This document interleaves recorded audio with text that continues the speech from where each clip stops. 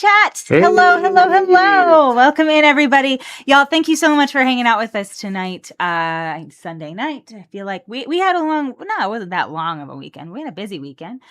We hope you all had a good weekend and that, you don't have a super dreadful week coming up. But y'all, I'm Steph. That's Brad. You've arrived at Steel City MTG. We're playing Limited here tonight, and we play Limited here most of the time on this channel. We are big proponents of the concept of playing games with your booster packs. We believe that you literally leave fun on the table if you open packs and you don't play games with them, because you don't need a full box and 8 people in order to do that. You just need one buddy and a handful of packs, and you can have a whole lot of fun. So we try to demonstrate that as best we can on this channel in as many ways as we know how to. But most commonly, you will find us playing 1v1 sealed here, and that is what we are doing tonight. With some Modern Horizons 3. Who picked the packs? I picked the set and I picked the packs tonight. So we're going to see. Fault. It's not Brad's fault. It's not Brad's fault. I dealt them out tonight. Steph's fault. It's true. So y'all, if this is your first time here, welcome. We're very excited to have you here. And if you're returning 85 times over, we are all the more thrilled that you are here as well. Thank you so much for your support. It really does make it more fun to have y'all here. But anyway, if you're new here, I want to kind of give you an idea of what to expect, right? So, we are going to play a best of 3 match tonight, but before we do that, we are going to, before we do that, Brad is going to take us through a little bit of a, like a little slideshow kind of thing of the draft archetypes of Modern Horizons 3. We're going to learn about what kinds of things that he and I are going to be building into, and what the different archetypes are, what the money cards are, things like that. So we'll do a little slideshow, and then we're going to crack some packs, we're going to build some decks, and then we're going to play a best of 3 match against each other. And that's just going to be what we do. That's just going to, I feel like that sounds kind of fun. Start of the week is good with the Chill Sealed Booster Showdown. Yes, absolutely. Hi, Dice and Dinosaurs. Good to see you. Hello. Scott is here. Smurfykins, Griggsy. Yes, us kids and our silly memes. We would be remiss if we did not do this on stream at least once today, right? 6-7. I still don't know what that is. I don't think anybody really knows what it is. I think we just know that it is. You know what I mean? But I feel like that's okay. Okay. We don't need to know the answers to everything. Yeah, exactly. So I did MV2 last week. Did that work out well due to the distribution of how those packs? It wasn't a nightmare. No, Modern or Mystery Booster 2 is like one of the best.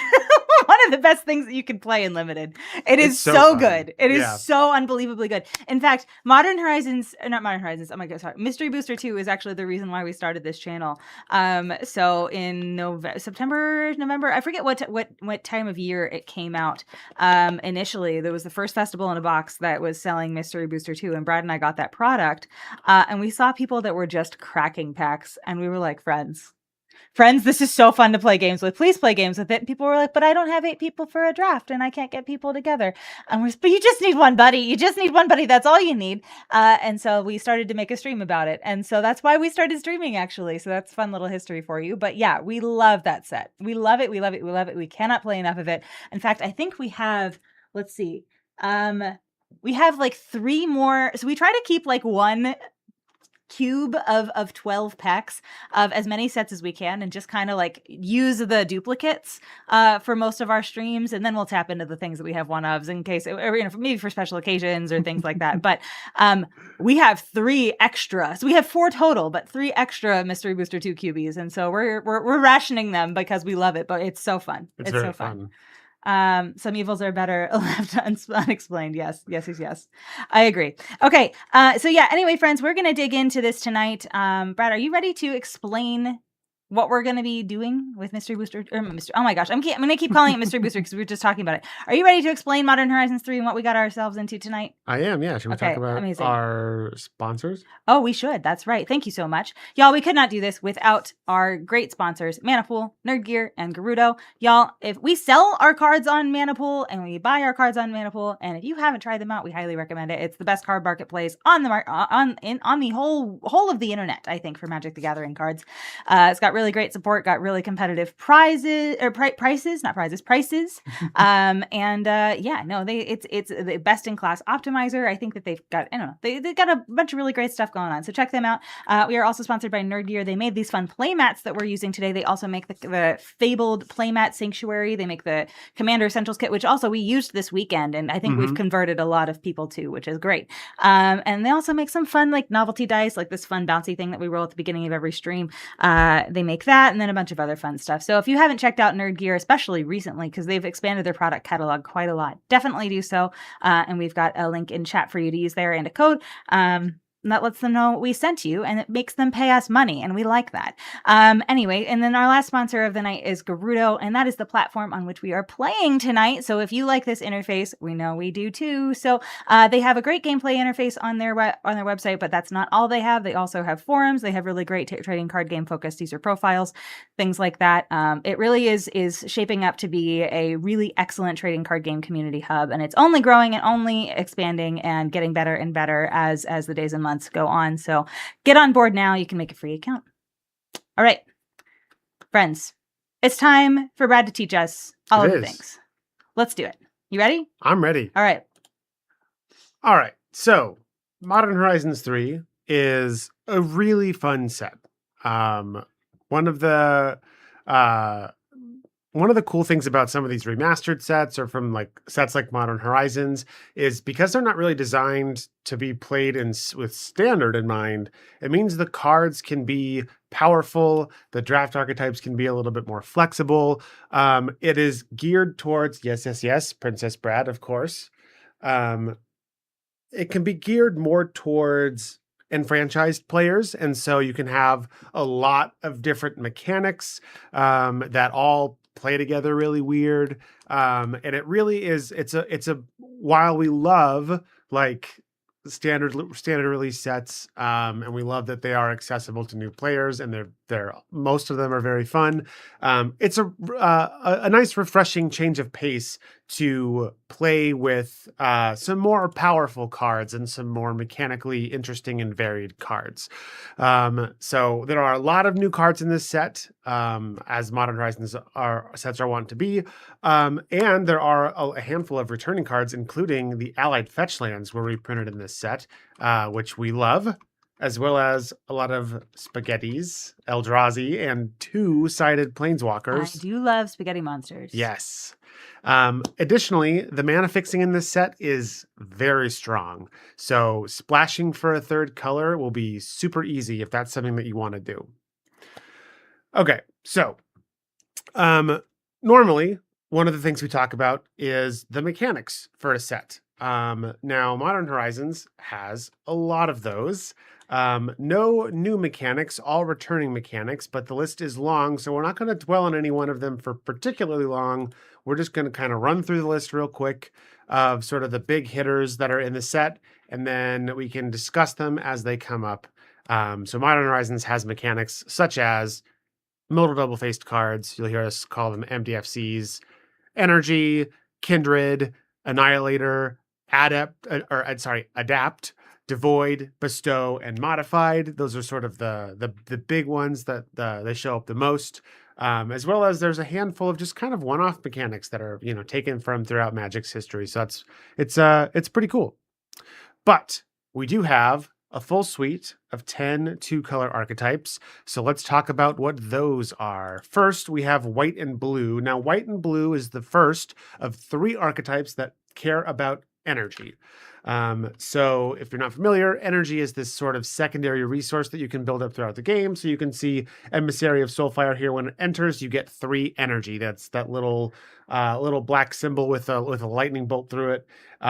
So energy is like players have energy counters, and then a lot of effects then will have ways that you can spend those energy to get extra effects. So Emissary of Soulfire here, for example, says you can pay 2 energy to put an exalted counter on target creature you control, but activate only as a sorcery. So white and blue is focused on energy, but also focused on flying creatures. It's kind of a tempo-y archetype looking to spend energy in small increments to gain resources and suppress your opponent's creatures, as well as having lots of evasive creatures so that you can be attacking every turn and kind of whittle your opponent down over the mid to late game. Next, we have blue and black. This is a control strategy that is focused on drawing your third card every turn. So there are effects like Horrid Shadow Spinner here that lets you draw extra cards so that you can dig through your deck faster. And then there are other cards in this archetype that trigger when you draw your third card every turn. So this is most easily accomplished with things like Horrid Shadow Spinner here that lets you loot, so you can draw some number of cards, then discard those cards because that'll be cheaper from a mana perspective than just drawing a bunch of cards. But you're looking to hoard resources, draw lots of cards, remove your opponent's threats, and then close out the game with a big scary monster at the end. In black and red, then, is an aggressive strategy that's focused on artifacts. It has some big splashy bombs that does stuff with affinity. So affinity for artifacts, for example, a spell with affinity for artifacts costs 1 less mana to cast for every artifact you have. So there are some like big splashy bombs that have affinity that you can cheat out ahead of curve, but otherwise it's about playing artifacts, having lots of artifacts. You can sacrifice your artifacts to do stuff. All just focused on doing stuff with artifacts. Next, we have red and green. Red and green is the first of 2 archetypes that are focused on Eldrazi, a favorite creature type in the Steel City. Red and green, this is sort of an Eldrazi, a go wide, swarmy deck focused on making these Eldrazi spawn tokens that are 0/1s that you can sacrifice for a colorless mana. And then so you're going to kind of go wide, making a lot of those. And then there are effects such as Titan's Vanguard here that will buff all of them up and allow you to deal big damage with them. So a key strategy with this archetype is knowing when you want to sacrifice a spawn for mana and when you want to keep it around so that you can attack or block with it. And that's just going to be done on a case-by-case basis. All right.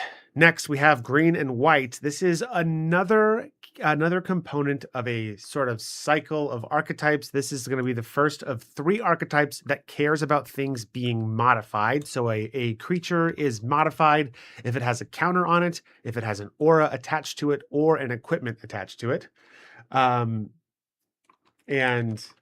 Equipment, aura, and counters. Yes. Okay. And so you'll find effects and cards in this set that care about modified creatures you control, but green and white specifically cares about the bestow mechanic. So bestow is an alternate casting cost that appears on enchantment creatures. If you cast an enchantment creature for its bestow cost, then it becomes an aura attached to a creature. And then if the creature it's attached to ever leaves the battlefield, that bestowed aura becomes a creature again. So this is an archetype that is focused on auras, right? You're trying to take a creature and make it big, and then it gets around the disadvantage of if I destroy your creature that you've put 3 auras on, it gets around the disadvantage of losing all of those cards by having a lot of those auras become creatures after the enchanted creature dies.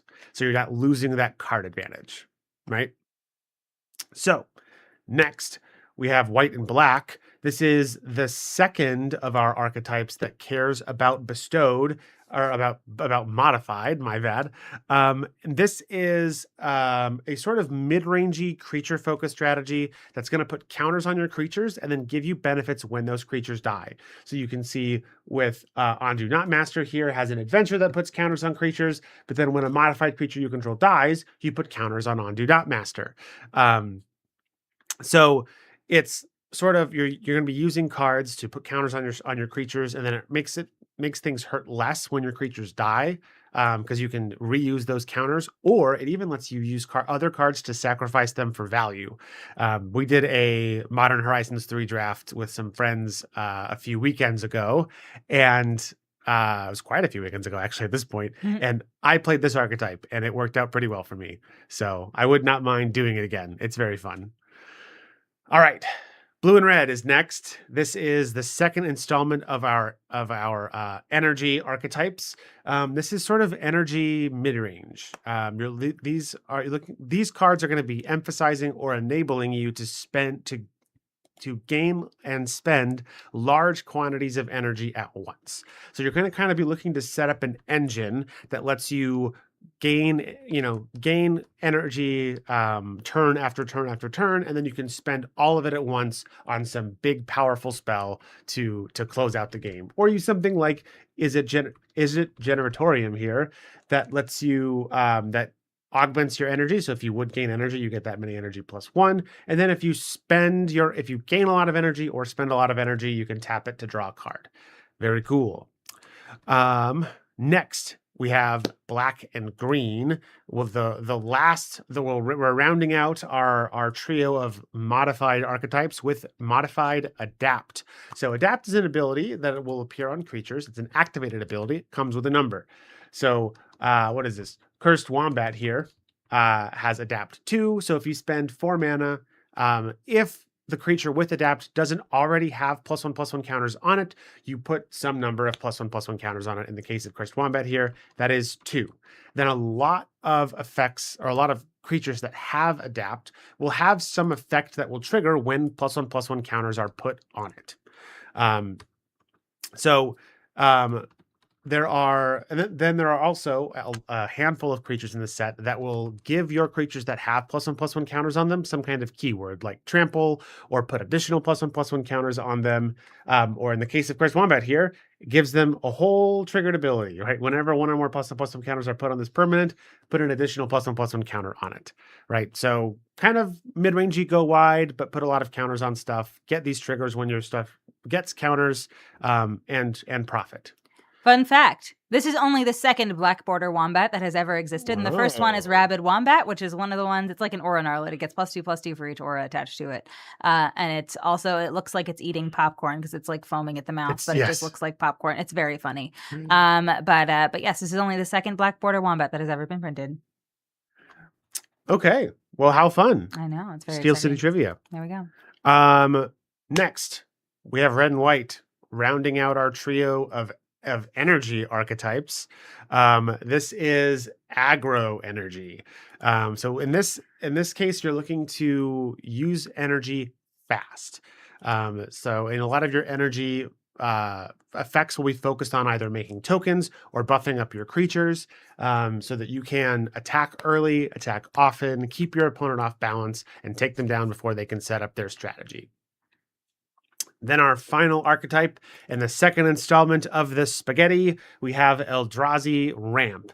This is kind of a more mid-range strategy, looking to use Eldrazi spawns almost exclusively for the purpose of generating mana. So you're going to be looking to get extra mana either through something like Planar Genesis here, or effects that make Eldrazi spawn, so that you can summon large Eldrazi or use other like big splashy big mana cards to really pay off you getting ahead on resources, and you can outvalue your opponent.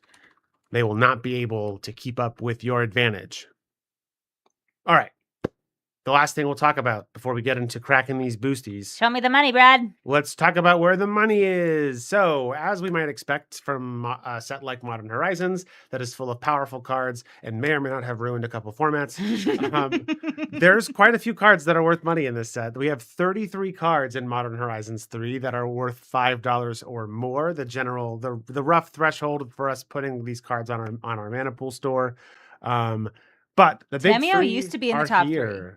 Tameo is just under the polluted delta. Yeah, Steph updated this today. Mm-hmm. We're on the cutting edge of Magic pricing here, at least as it relates to Modern Horizons 3. So yeah, the big three here: Ocelot Pride at 40, Phyrexian Tower at 26, Polluted Delta at 20, and I'm sure the rest of our allied fetch lands are not too far behind, along with Tameo. Mm-hmm. Dyson Dinosaurs, yeah, the set did have Nadu. It's true. Although Nadu's not super pricey anymore. But I wonder why that is. I know. Okay. Speaking of ruining plenty of formats. But yeah, that's where the money is. Okay. Great. So now we know. Now we know. Now we know. So Brad, are you ready to open some boosties, or do you need some time to emotionally recover from the fact that that Quinn is asking you to wear your hat for another 15 minutes Is after? that what's happening? That is, yeah. So you even after this 15 minutes is Whoa. up, you got another 15 on you. Are you All gonna be right. okay? I can make it work. You can? Are you sure? Yep. Because I know it can pinch your noggin sometimes. You know? You need a break after this one? I No, can it's always good. refund the points. I'll play through the pain. All right, This all is right, for all you, right. chat. I'm here for you. You better give me points tonight. Vote for Brad for this. For this, it's true. So he's bribing you. He's bribing you. That is what it is. All right. So let's go to Pack Cracks here. We'll zoom in so y'all can see our stuff a little bit better here. Wonderful. For royalty. Exactly. All right. Pack 1. I'm so ready for this. Are you so ready for this? I'm still ready. All right. Oh, these are backwards packs, I think. Oh, they are backwards packs. Okay, so we gotta do this really quickly. No one look at my MDFCs. I also have here What MDFC? a spaghetti of some kind. This is Yeah. Inversion Behemoth. There you go. Art card. Very cool. Give me a second here. We are going to do, so hold on. I want to show you all something very quickly.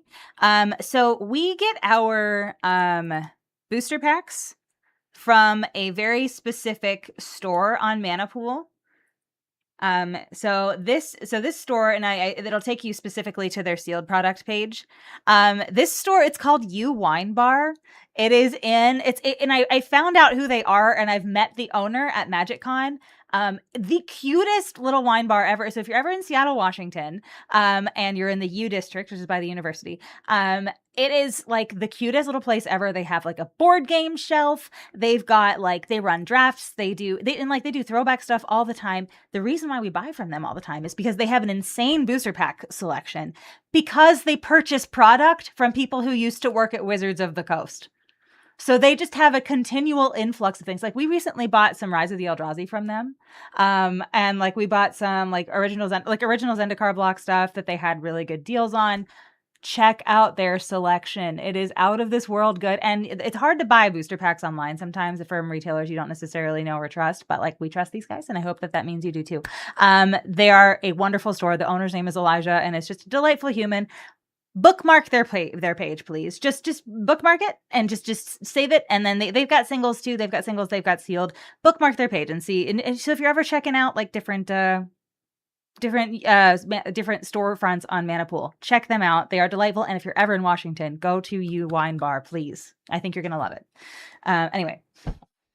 You lived in Seattle for over 6 months, but you had known about the place when you were there. It really is. It really is. I would never leave. I'm so glad I don't live there, because I would never leave. All right. Anyway, sorry. That's my pitch. They're not paying us for that, by the way. They're not paying us to say that. They really are just like, the owner is really just delightful, and like, please go to there and buy from them. All right. Tempest Harvester, Siege Smash. Ooh. You have spaghetti. I do. I have with Snapping Void Craw. This one's fun. I like this card a lot. This is a very good card. You got 15K points. Yeah. I know. He won That's last for time. you, buddy.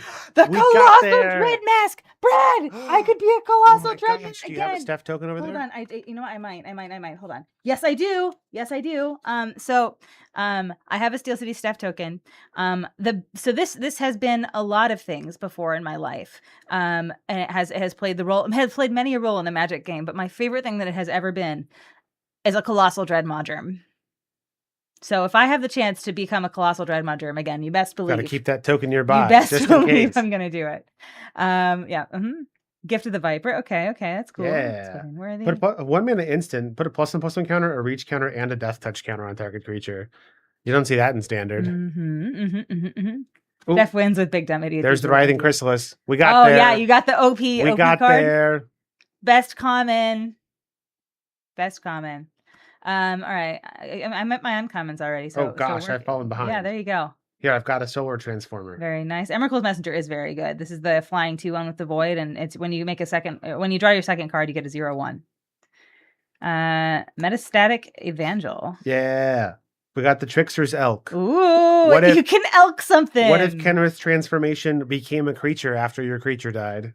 That's so funny. Of course, I guess this doesn't draw you a card, but still. Gift of the Viper is one of the funniest Trickster running commander. Yeah, for sure. You got your favorite I got the card. Vexing Bauble. Not great for limited, but No, but you're gonna keep it in your beloved stack of vexing baubles that you keep yes. next to your desk and giggle at every now and again. Oh yeah. Yeah, Brad loves a vexing bubble. Bridgeworks battle. These MDFCs, Ooh. if you come across them, almost all of them are worth a few dollars. So definitely hold on to them and check them out. Even though it says uncommon, do not just get rid of them willy Mhm. nilly. We hold on to these puppies all the time. We have a whole binder full of MDFCs actually. Disciple Freyalise is a good one too. Yeah, honestly, the fact that all of the like even these like uncommon ones, like Mhm. that you can pay 3 life to have them and are untapped is huge. Mhm. Not the Yep. 2-color ones, but these the monocolored Yeah, ones are like I agree. it's like even if the card is not really all that useful for what you're trying to do, it can just be a land. Yep. Yep. Yep, it's so good, and I think I'm so glad because we clocked that nice and early. I feel like other people have gotten on the bus, but we clocked that super early and just started like hoarding them Mhm. and like we got a foil play set of each one when the set first came out because people weren't running them. And then suddenly Sink into Stupor like ended up becoming super stupid expensive, and Yeah. like it was just it turns out full play set of all of them was very worth it. Yeah. Cephalid Coliseum, look at you. If you try to mill yourself out, I'm gonna get you. Warren Soul Trader. This one's a couple bucks. Nice, I know that nice. one. Devourer of Destiny. Okay. Pre-game action. You can reveal this from your opening hand. If you do, at the beginning of your first upkeep, look at the top 4 cards of your library, and you can put one of those cards back on top, and the rest, Yep. or the exile the rest. The burning question is how often do you treat the MDFCs as lands first and spells second and vice versa? Always. Literally always. Yeah. Literally always they are lands first. I and just spells count second. them as lands. Yep.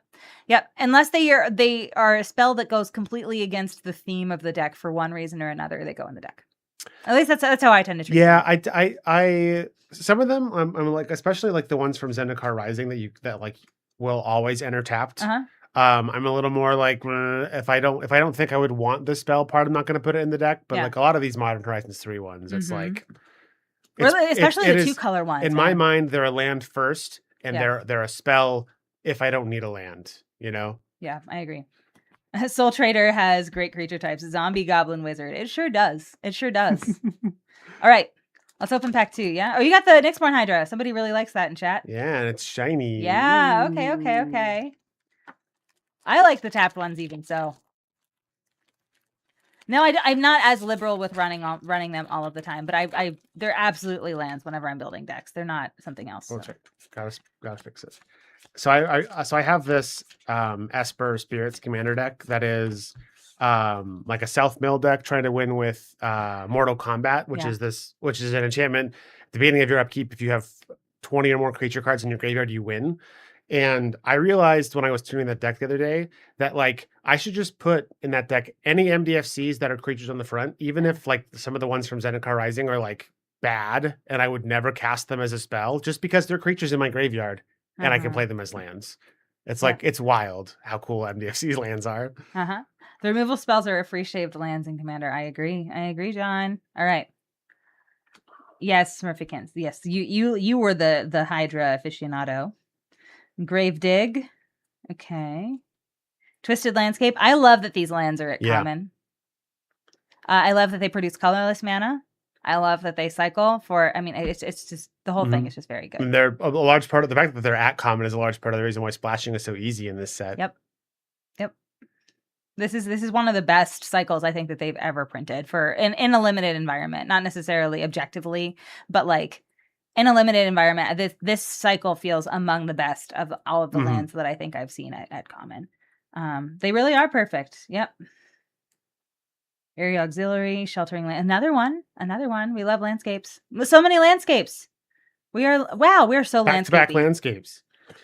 Horrific Assault. This is a Justine Jones art. I love Justine Jones's art. Ooh. Counterspell Eldrazi. Counterspell Drazi. There you go. I was gonna say it was right there, my dude. It was right there. They're objectively incredible in EDH 3-color plus. Okay, I agree with you. I don't know that I run them in 3+ colors, although I don't tend to have very many 3+ color decks. So I guess maybe that's just a thing. Got me a signpost. Ooh, I got me a signpost. The Horrid Shadow Spinner. Very spoopy.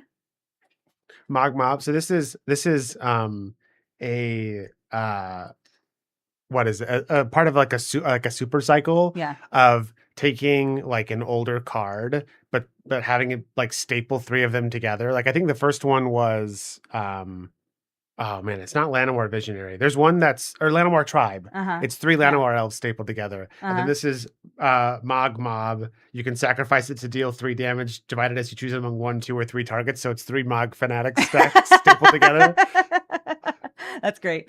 Counterspell Drowsy does sound terrifying. I agree. Fell the Profane. This is a really good one. This is one of the best MDFCs at Common, I think. That's a good one.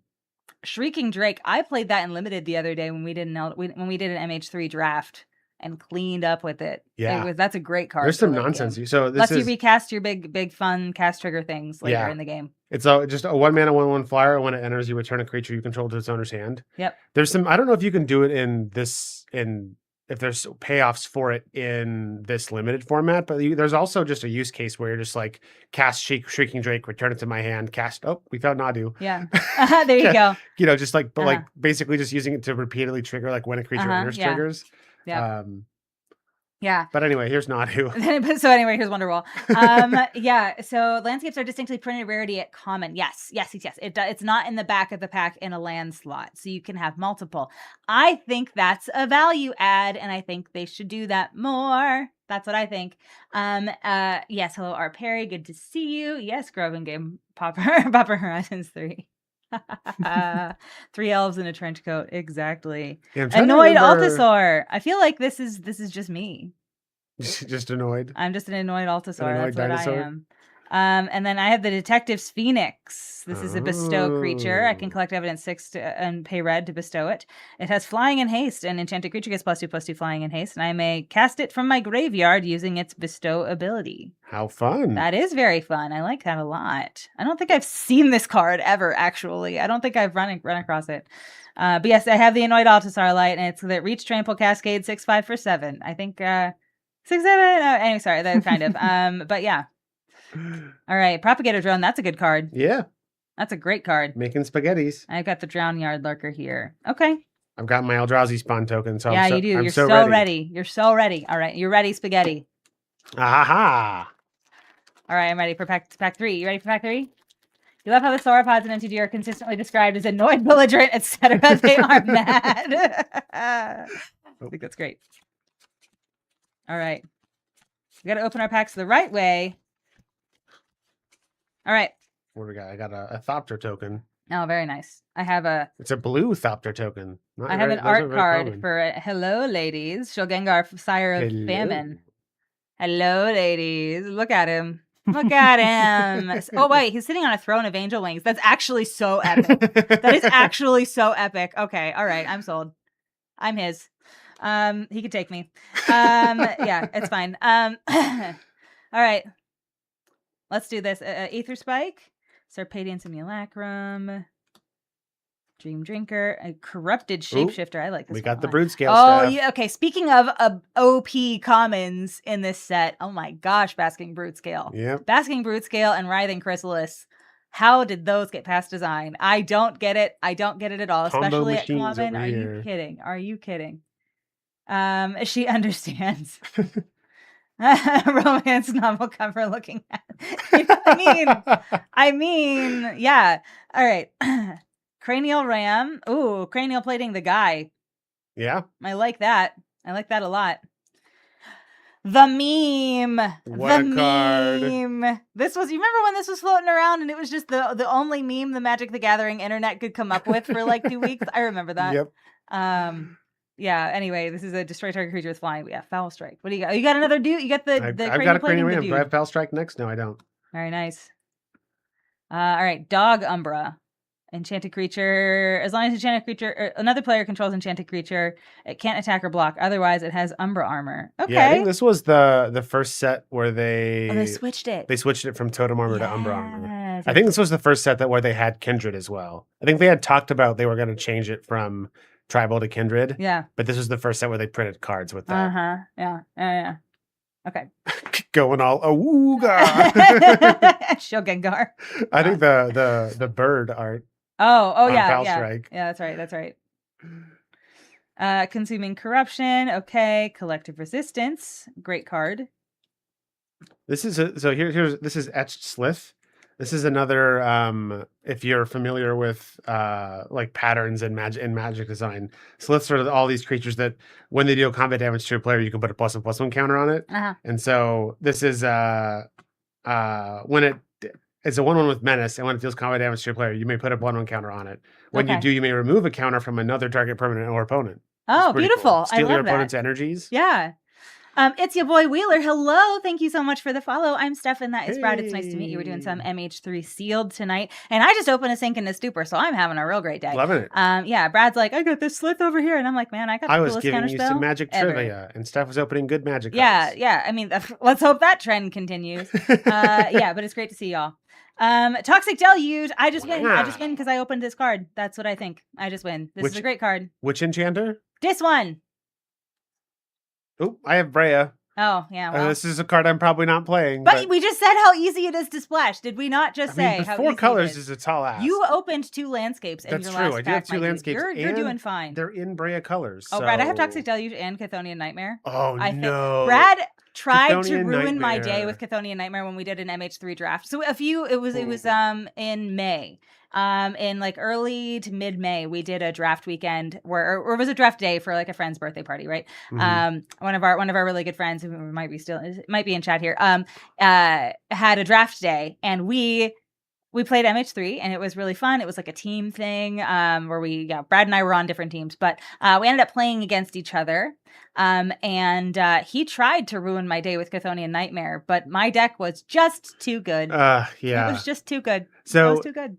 I feel like the misconception about when people look at that card is they see energy on it. Oh, we got a raid. Hi, Usagi Kaide. It's good to see you, friend. Hello. I also have a 2 rare pack. What were you saying, Brad? Sorry. Yeah, so Chthonian Nightmare is a card that does stuff with energy. And so I feel like a lot of people, oh wow, and a raid from KJ. Oh, hello. So Twitch yells at me if I give it another shout out right away, but I will happily give you a shout out here, KJ, in just a second. Y'all, please go follow Usagi Kaide and KJ_the_hero. Both of those people are wonderful, wonderful humans, and we adore them both. I believe they were both playing Commander tonight. I hope you all had wonderful streams. Thank you for sharing your communities with us. We appreciate you. Tell us about the things, Brad. Sorry. Yeah. So Chthonian Nightmare, it reads like an energy card. And so I feel like I, at least, when I first read it, I was like, oh, that's an energy card. I'm not playing energy. Whatever, get rid of it. It's the only energy card you need, right? It enters and you make 3 energy, and then you can pay less than 3 energy, and then Chthonian Nightmare goes back to your hand. So you don't need any other energy cards to do degenerate nonsense with it. It's very good, and you should play it. Amazing. Anyway. So Usagi Kaide says that apparently they were playing together tonight, KJ and Usagi, and Noyan Dar won tonight. Yeah, so Noyan Dar. Very important news for you. That's Let's very important go. news. Yes, hello Arizona Angels. It's great to see you. It's great to see you. Thank you so much for including us on your birthday stream last week. That was so much fun to play games with you, and I hope you had a great rest of your day. You love splashing sub-resource cards outside of their theme decks. Yes, absolutely. Absolutely. Because if they are their own payoff, you can do that, which is very cool. Oh, you have a whale and a Brea. 2 rare pack. Okay. Green-tide whale. Pretty cool. All right, that's great. great. And this foily galvanic discharge. Okay, well, yeah, okay. Also, I fulfilled my royal duties. Have you? Yes. Well, oh yes, you have. Yes, you have. You filled both sets of royal duties. I made sure it was the whole 30 minutes. You really did. You were devoted. Of course. This is a responsibility I take very seriously. It is. I have to wait 11 more seconds before I can give KJ a shout out, but I promise you I will. All right, this is pack 4. Let's do it. How much Orzhov has been pushing 3 animator lately. Yeah. Ooh, I got a Fanatic of Ronus. I need this for my deck, so I'm gonna hold on to that actually. 1, 2, 3. Yeah, so there's a 2-mana creature in this. Ooh, I got a foily MDFC. Wow, I really do like. I don't think I've ever held this card before, so I'm just keeping that over here. That's great. But there's a 2-mana Fleshbag Marauder in this set, and that was a large part of what I was memeing on. Was like sacrifice a creature, reanimate Fleshbag Marauder. We each sacrifice a creature. Chthonian Nightmare's back in my hand, and I only spent 2 of the 3 energy it gave me. So next time I can reanimate something bigger. Yeah, it was rough. I did not love it. All right, everybody go follow KJ now. I have the little heart there, so do the boop thing. It's very easy. You don't even need to leave. You can just stay here and press the button, and it's great. All right, Sage of the Unknowable. I didn't even know that was a thing. Of course not. Fang Flames, Drossclaw, Faithful Watchdog, Basking Bruisecale. Oh, the mask. We could have a Colossal Dread mask off. Well, mask on. A mask on, mask off. Yeah, right, exactly. Yes, a mask must be on in order for us to mask off. Right. Yes. It's like we're doing waxing a car, right? I hate everything. Can you tell we're exhausted this weekend? The humor is not going to get better, by the way. This is peak. What you're experiencing now, it is literally just going to go downhill. So if you had increased expectations, huh? Like, this is a pretty good peak, I think. But like, I mean, I just need to let everybody know it ain't getting better. Yeah. So we had Colossal Brad Mask. Okay, I like that. Cuban Strixhaven. Oh, okay. Oh yeah, the QB. The QB. The box bug. That's what Arizona Angels is talking about. It's not a bug, it's a feature, if you say so. Another landscape. Look at you landscaping over there. Yep, I think this is my second Jeskai one too, which is, I mean, strong odds for going on Brea. I was going to say, Brea's like looking ready. more and more likely Brea by the minute. Is so ready. Might just do it for the memes. Okay, yeah. Charitable Levy. Okay. Planar Genesis. I have Blood-Soaked Insight as my MDFC. Nice. I have a Waterlogged Teachings. Good for Brea. Victimize. Great card. Underutilized card. So good. So good. So good. Priest of Titania. Yeah. Okay. Good for elves. Bloodstained Mire. I got a fetch land. Nice. Now, in limited, this feels bad, right? Like, because I want to open cards that can crush my enemies, right? And this is not one of those cards that can crush my enemies. But this is a card that I can sell on Mana Pool later to help me buy cards that will help me crush my enemies. So, in that way, I am still very excited about it. It's a win, yeah. Right, yes. Ooh, I have 6. Yes. Victimize is correct. Oh, you do have 6. Yeah, your rares are better than mine so far. Mine are pretty, like, I have some good ones, but yours are better than... Oh, you got a foil. Legion Leadership. Okay, I have a foil island. That's, like, almost as good, right? That's cool. And it's got spaghetti on it. It does have spaghetti on it. I was so happy that it's very background spaghetti. But... The full art lands in this set have the Eldrazi Titans on them so that I could use them for my Eldrazi deck. And then Brad used them for his Eldrazi deck, so I couldn't use them for mine. It was a whole thing. I needed to be original and unique. We can't share. Yeah. No, we have to be, have to be special. Yeah. All right. We got pack 5. Let's do it. Y'all, this weekend, Brad and I were at face-to-face games. So we went up. So they had they do 1-day events, they do 2-day events, and they do 3-day events. They usually reserve their 1-day events for like smaller cities. They reserve their like 2-day events for like, for cities that are a little bit bigger. And then their 3-day events are like, they're things like Command Fest or Spotlight Series or things that are like big, like Wizardsy kinds of events, right? So yeah, they have one of their little 1-day shows in Hamilton, which is only like a 4-ish hour drive from us this past weekend. And that was so much fun. We went up on Friday on Friday night. We got dinner with a friend of ours named Jordan who lives up there. And we found out she like lives in Hamilton. So we got to like stay with her and teach her how to play Cataclysm Arcade and all that fun stuff. We went out for tacos, which was very fun. And then and then the next morning we just left and we went and we did the event from like 9 to 6 and drove home, and it was a great time. And we got some Time Spiral Remastered packs as a thanks for being here and thanks for hiking all the way up to Canada and making people smile and shaking hands and kissing babies thing from face to face. It was very nice. We had a ton of fun. We were very tired. And you gave a first-time sealed player some advice on how to construct a sealed deck. I did. It was so much fun. There was like a kid that came up. He was like, "I'm doing a sealed event today," and I've never done. Nothing about how I presented myself said like I was anybody even remotely official at this event. But this kid just came up to me and was like, "Can you help me?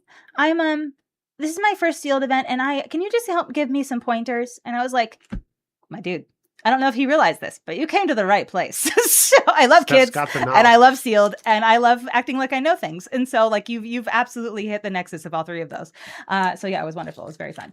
All right. We're going to open this pack here and I'm going to do this thing. I'm going to postpone this ad because we need to get through our pack cracks. We need to get through our pack cracks before we run an ad. All right. I'm ready. Maybe he knows me from. I don't know. I gave him some some treasure tokens and stuff because I was like, yeah, this set you'll probably need some of those for things, so you can have some treasure tokens, and had our faces on it. He was like, so you're like a streamer or something, and I was like, yeah. He's like, I'm sorry, I didn't know who you were, and I was like, that's fine. I barely know who I am half the time, so like I get it. But you know, it was very sweet. The kid was like probably like 11 years old. It was like, I don't know. Anyway, kids are great. All right. Usually, anyway. Kids are usually great. Warped Tusker. Skoa Embermage. We love legendary commons. Although I don't think this is actually an issue in It's got anything. grandeur. It does. It does. It does. That's what we were talking about that at Hamilton. Like they, I feel like there's a world where you could do like a whole lot of legends at common if you give them grandeur. Yeah. Like that would be a cool use case. Yep, I agree. Sneaky snacker. That's me. I'm a sneaky snacker sometimes. I am such a sneaky snacker.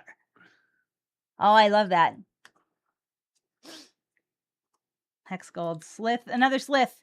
Slith. Another landscape. Look at you. Ooh, this is a mana fixer. Not in Brea colors. But... Sneaky Snackers, Crack Popper, All-Star. I agree. Envoy of the Ancestors. This is great. So when this was printed, I got very excited because I had a human deck that is piloted by Shabraz, who gets 1/1 counters on him whenever I draw cards. When I draw a card, you gain a life and put a 1/1 counter on Shabraz. That's just how it works, right? But he can also unceremoniously launch humans into the air whenever you tell him to. And turns out this is a human, and it says Shabraz has lifelink, and I think that is just very cool. It's not great for me. It's great. I think it's really great for me. Anyway, Breaker of Creation. We like that. Mindless Corruption. Drowner of Truth. I killed Brad with this thing in one of the games that we played. It's not a 6/7, but it's a 7/6. So I feel like that counts, right? Though, right? Yeah. Kalia, my girl. Nice. My girl. I have a Kudo. Everything is 2/2s. Okay. Everything is bears. Everything is bears. Yep. I get it. Everything is bears. Kozilek, the Broken Reality. Yo! Hey Brad, do I play Kozilek against you? I think I might. I mean, yeah. Just like play one of my favorite goobers. This is one of Brad's favorite cards ever. So I have this so there's 3 cycles of Eldrazi Titans, and I have noticed a pattern among them, and that is you can feel free to disagree with me, but that is that Emrakul is always the most powerful, Ulamog is always the most played, and then Kozilek is always the most interesting. And so that's why I like Kozilek, because he does Brad weird needs stuff. to be interesting. Yes. Still see plays 40 card 1v1 commander today, apparently. I guess. Flare. I had a 3 rare pack, y'all. Whoa. Flare of Denial, Old Border. Hello. Thank you very much. Bada bing, bada boom. I think Steph chose the packs. She's cheating. We love it. And I also have a foil Writhing Chrysalis, so you may as well just pack it up here. I know. Yeah. What's even the point of playing at the risk of copyright infringing Ben Bateman? Just pack it up and get out of here. Just pack it up and get out of here. Oh boy. All right. One more pack. Last pack. I believe in us. We're gonna do this. We're gonna get through this pack, and then we are gonna build some decks. OG Kozilek warps the game rules a lot. Yeah. Yeah, OGW. Yeah. Being able to like counter stuff is like it's cool. And that Kozilek like can make your opponents manifest cards from their hand if you want. Like it's neat. Yes. All right. Unfathomable Truths. Molten Gatekeeper, great card. We love Impact Trevors. Yes. Scurrilous Sentry, Rosecott Knight. Another dog. Bork. Nyxborn Hydra. Oh, I have a dog. Nyxborn Hydra. Seraphic, look. Seething Landscape. Muster the Departed. Amped Raptor. Oh, yep. This one has been making, or has been around, as I understand it, in Modern. Wormcoil Larva. Love the little guy. It's just a little noodle. Consigned in memory. Cursed Mirror. Look at that. Worn Power Stone. Okay. And Springheart Nantuko. Okay, that's a good card. All right. That's a fun one. Spy Master's Vault. And look what I have a foil of. Oh, no. Deep analysis. Make sure whenever you have the cards in your hand, you don't ever, you know, you don't ever we need to have obscure the last several letters the of whole that. title needs to be The whole title visible. needs to be visible at all times in Yes. order for this stream to be kosher for our sponsors. Yep. Yep. You're definitely playing that Hydra on the Eldrazi plan. Yeah, I think so. But we're gonna see. We're gonna see. So we're getting into our deck building here. We're gonna zoom back out, and we're gonna start. We're gonna sort our cards out and see where we're at. I have an idea of where I need to go, but I don't know for sure. But we're gonna see when you played around. Okay. Yeah, I like the idea of trying to meme for Brea. I don't know that I have enough stuff to pay that off, but we'll find out together. Will we? Yes. Muster the Departed. So Mustard. Mustard the Departed. That's not actually a thing. Well, goes there. All right. So I don't have a great handle on what kinds of things I need to be doing here. I think I need to be in green, and I think I need to do something Eldrazi flavored. It might be green blue. It might be green blue and do the more rampy side of things because I do have the 7/6 big guy. I have Kozilek. I've got the turtle that's blue green that taps for colorless mana. I've got the brood scale. I feel like I've got enough things that can help me pay off or help me play and then pay off the big mana spells. So yeah, I don't know. I feel like that maybe where I go, but we're gonna see because I always tunnel vision. Like if I open something that's cool, I don't. My mind doesn't let me recognize anything else that could possibly be played unless I see. That's why we have to set them out like this because otherwise I just I feel like I tunnel vision myself into a strategy. Yeah. I need to physically see piles and be reminded, hey Stephanie, you have 3 blue creatures. Maybe you should consider whether or not that's a color you should be playing. So one of your favorite lands in the set. Are we going to get in that deep, Brad? You want to see Brad do Brea, but you don't know if memes are there either. I mean, I could just forgo the spaghetti thing altogether and just play the other 3 colors and just play Kalia. And I feel like maybe that's we could just have a commander off. Yeah. So I do have quite a few on color MDFCs. I have a few I think there's a world where I could set up a deck that I could cast Brea. Okay. I just don't think cast Brea is necessarily a win the game strategy, and I don't know what the rest of my deck looks like if I'm trying to do that. I do think I have some good energy payoff, so there might be a world where I'm blue-red energy. That's kind of cool. And then maybe I can splash for Brea, but I don't know. The Watchdog, Cursed Mirror, and Nesting Ground is something you pulled off once to good effect. Okay, that's good to know. All right, friends. I do need to run an ad. Twitch is yelling at me because I postponed it because we were doing so much yapping during our pack cracking. So we're gonna run a quick ad here, but just stick around. It'll be 90 seconds. So if you're subscribed, you don't have to worry about any of this. You get to listen to the secret podcast. If you're not, we'll be back in 90 seconds. So just go get a drink of water or something, and we will be right back. You're not gonna miss too much. We're just sorting cards. So all right, see you soon. So I forgot I had Nadu. So maybe I'm just going to build a Nadu deck. Maybe. Nadu. But Brad, hey, guess what? What's up? We are in the Secret Podcast. Secret Podcast. Through the ad break. Secret Podcast. Hello, everybody. Thank you. If you are listening to us, that means you are subscribed. And we appreciate you very, very, very much. Just as much as I appreciate this Bloodstained Mire Unlimited. No, I'm just kidding. I appreciate you way more than that.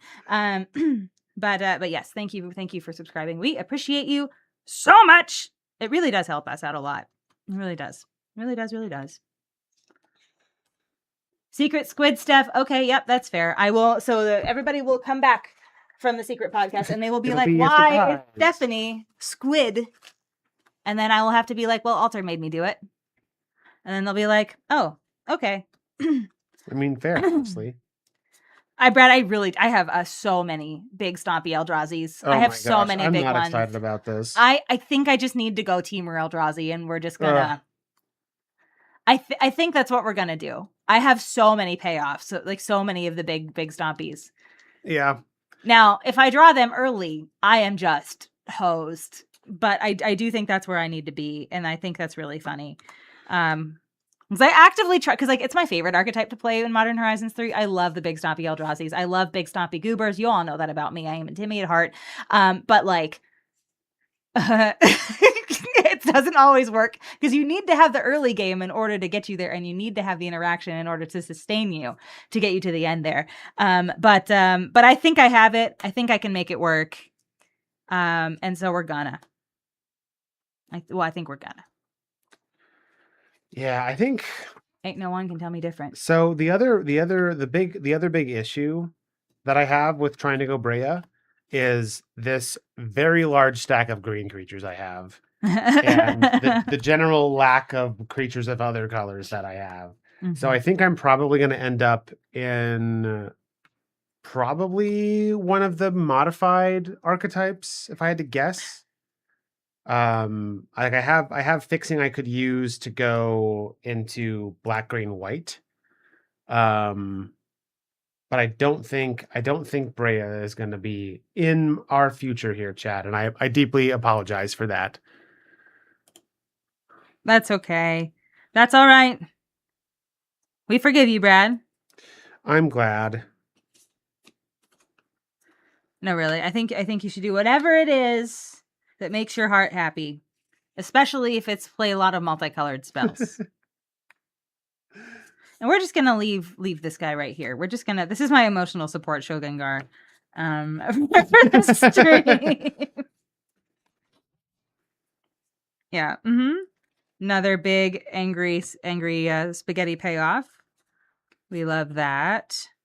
Annoyed Altasaur. That's not a spaghetti payoff, but that's a payoff that can get me into spaghetti, which I feel like is also a spaghetti payoff.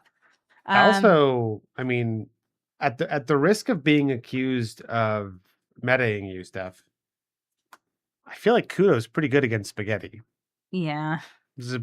What if your spaghetti was just a 2/2 spaghetti? Yeah, but what if I just counter that with a null elemental blast? Well, that would or destroy it with a null elemental blast, though. Yeah. I feel like so your entire plan just falls apart because I have one interaction card. Exactly, so I feel like so you should not even pursue it because I have one piece of possible interaction that I could run. It's not worth it. So yeah, you really just shouldn't. Yeah. You should know better. I should know better. You should know better. Clearly. Oh, hey. Another raid. Oh, hello. Ben Bateman is raiding us. Hello, Ben Bateman. It's great to see you. I don't usually wear squid hats like this, but you caught me on a good day, it seems. Y'all, do me a favor and go give our friend Ben Bateman a follow. I noticed Ben was live on Instagram whenever I was posting my story earlier. So y'all, I hope you had a great night. Were you talking about Marvel? Ben, I know you were at the red carpet event this past weekend. I hope you had a wonderful time there. I bet you were talking about that on stream. And of course, you're giving me finger tentacles to impress our new friends with. Thank you so much. Thank you. So for those of you who are new here, I'm Steph, and that is Brad, and we play limited here on this channel. So if you like watching people crack packs, which I know you do, we crack packs and we build decks with them, and then we play a best of 3 match against each other, and we do that about twice a week. We play on Sundays and Wednesdays. Today we're playing some Modern Horizons 3, and we're having a blast with it already because we love this set. And I'm sure that I'm going to be extremely graceful with these on my fingers for the next 15 minutes. It was Ben's birthday. Okay, how wonderful. Thank you for the follow, Lazy Tack. We appreciate you. And thank you for the follow, Daydrox and Key MC Cal. Yes, I think I did that right. Thank you, everybody. It's nice to meet you. Hello. We're just sorting cards right now, and we're trying to figure out what kind of decks we're building. I think I'm going to be playing Spaghetti Monsters, which is good because I feel like I'm really getting into the vibe here. Brad, what do you think you're playing tonight? I think I'm going to be on heavy green, splashing green, or black and white to do like modified stuff. Yeah, probably mostly leaning into blood one counters, but we also appreciate the follow, Penix Inc. Yes. Hello, Penix Inc. Great. We're glad to see you're here. You. Thank you for the follow. But yeah, we'll be streaming again on we Sundays and Wednesdays. I said about 10 p.m. Eastern. So, if you're on the West Coast, that is 7 p.m. West Coast time. But yeah, that is what we do here. We also play Commander, and we've got some fun Commander guests coming up on, I believe, Sunday the 18th. Did I do that math right? Sunday the whatever it is. Sunday the 21st, I think it is. Is that yes, Sunday the 21st. So keep your eyes open for that, because I haven't made announcements about that yet, but I will be making announcements about it. And I'm sure that this makes my argument even more compelling whenever I shake my tentacle finger at you in the camera. So, all right. 22. Very nice. Very nice. All right. In case you're wondering, tentacle fingers make sorting cards a lot easier. So if you ever find that you are like, man, I would just really like for sorting cards to go a little bit easier, try some tentacle fingers. Really, I feel like that will really, really help you. But yeah, no, it's great to see you. Thank you for being here. We appreciate your time, and Ben, we appreciate you sharing your community with us. All right. I think sorry, what are you up to? The real reason I'm playing the modified archetype is so I can play this Nyxborn Hydra. I gotta get chat's favor by playing the cards they like. Okay. Do you think that you're going to do that? I think so. Nyxborn Hydra is a good first bet. Okay. Yeah, I think I need to be in 3 colors, and I think I need to be in I think I need to play Team Eldrazi here. I think I need to forego white and black. Now I do have good removal in black, which I am going to be foregoing. But I think foregoing it for a ton of ramp into really big creatures, and it's creature-based ramp too. So it's not like just like I'm playing instants and sorcery. So like I'll have bodies on the field, right? Oh, sorry, it's 21st. Yeah, it is 21st. I appreciate your help. But yeah. I will have bodies on the ground, or I would have to have the bodies on the floor, as it were. Yeah, I think we'll have the card draw that we need to get there. I think we do have some interaction. Now, it's not as spicy as the interaction that I have in black here. But we do have some interaction. I think my weakest cards are in white, so I don't even feel bad about foregoing that. Now, I do have some good blue-black things, but not a ton. And I have a Kozilek as a top end. I've got Drowner of Truth. I've got Breaker of Creation. I've got the Riddle Keeper here. And I've got the Drownyard Lurker as well. And I've got some good top ends over here in the Greenland as well, and the Warped Tusker and the Colossal Dreadmask and the Dinosaur. So I think we're just playing straight up Tinny Magic over here on Stephanie's side of the board. So I am stoked about this. And you're in black-green, huh? Yeah, I think I mean black, green, and white. I've got a lot of mostly I think it's kind of like 1/1 counter stuff, but I have a few of the like bestow auras. I think I've got actually a lot of recursion. So like I have 6, which during my turn gives my non-land permanents retrace, which is cool. And then I have 2 copies of Evolution Witness, which when it gets one or more 1/1 counters put on it, I can return a permanent card from my graveyard to my hand. So I've got like, if you're blowing up my stuff, I can get it back. And then I've got a fair amount of stuff that puts 1/1 counters on things, in addition to some pretty good removal and some pretty good card draw. Okay. So I think I've got a nice like mid-rangey 1/1 counters deck here, which is cool. I love that. All right, so I am playing Kozilek. I don't know what I'm doing yet. I think this is just, I'm gonna have a pile for I usually sort by mana value, but I think I'm just gonna have a pile for I just hope I have ramp. And that's the pile of these guys over here. I just hope I have ramp pile. I just hope I have ramp. But I can emerge things, right? Yeah, and one of those is an MDFC, so that's cool. Yeah. And so like it's yeah.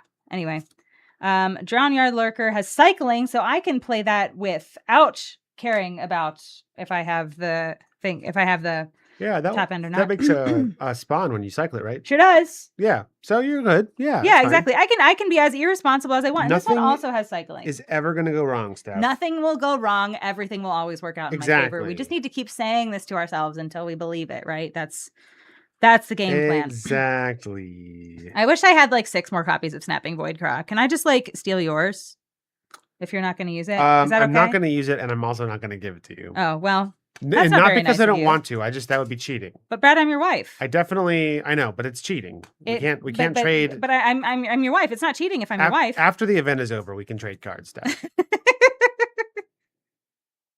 He's so mean. Hello.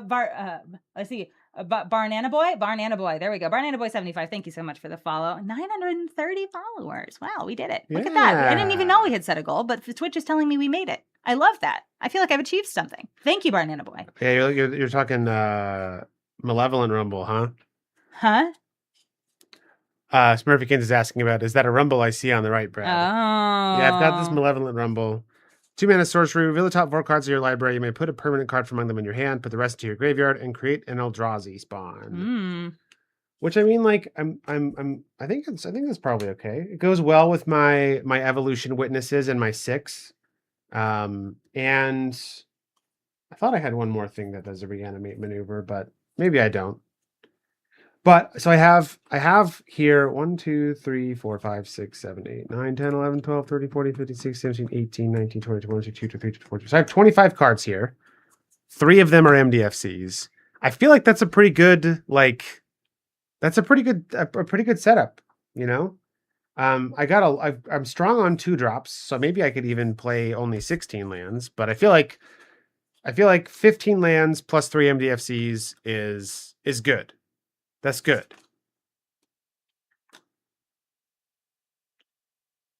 Oh wow! I'm not. So this Flare of Denial is just a bad cancel in my deck, which is really funny because I'm not gonna have a non. Oh yeah. A non-token blue creature because a lot of my creatures are colorless. It's very funny. It's just actively but bad. You know, if you have that Sage of the Unthinkable, you'll one game. Sage of the Unknowable, Brad. Oh my god. That's I understand why you didn't know it because that's by design. But I know. Yeah. I'm sorry. All right. Yeah, I've got so I have 25 cards here. 3 of which are MDFCs, right? So we can just but one of them is an MDFC that enters tapped. So realistically, or that only enters tapped. So I'm probably not like but I do have 2 landscapes I can play as well. One of them is all 3 of my colors. The other one is only 2. Ooh. But yeah, I feel good about this. I could maybe squeeze in one more like non-land card, but I don't know that any of these cards I have in my stack here. Maybe the Etched Slith, or maybe Mandibular Kite is cool. That is a flyer. I think I'm gonna try to like control the board a little bit 4, 5, 6, 7. until I hit my creature. So I'm gonna control the board. I'm gonna do some draw, discard, draw. I have 15 creatures here. 3 of them have cycling. I think I'm gonna go a little heavier on the interaction side of things, and I'm gonna go heavier on the interaction ramp and card selection. And I think that'll get me there. I hope that'll get me there. We're gonna see. Because Drawn of Truth is actually a land, and I need to remember that. So I really have and Bridgeworks Battle is also a land. So I'm looking at these cards. This is just a thought that I just had. I've been doing some thinking recently, just like as a background process on how it seems like Wizards will make some design decisions, not because that's mechanically necessary, but just because it makes the play experience as a whole better. And today's example of that, I firmly believe with these landscapes that the only reason that these have cycling is so you can, with one very quick look at the card, easily understand what basic lands it can get for you. Right? Like these lands don't need to cycle. But like because I can look and see that this has a black mana symbol, a red mana symbol, and a green mana symbol, I know, okay, this can get me a swamp, a mountain, or a forest. And I don't have to read the card to figure out what the types are. And I think that that's clever. All right. So I think just draws a card, counters target spell, you get 2 energy.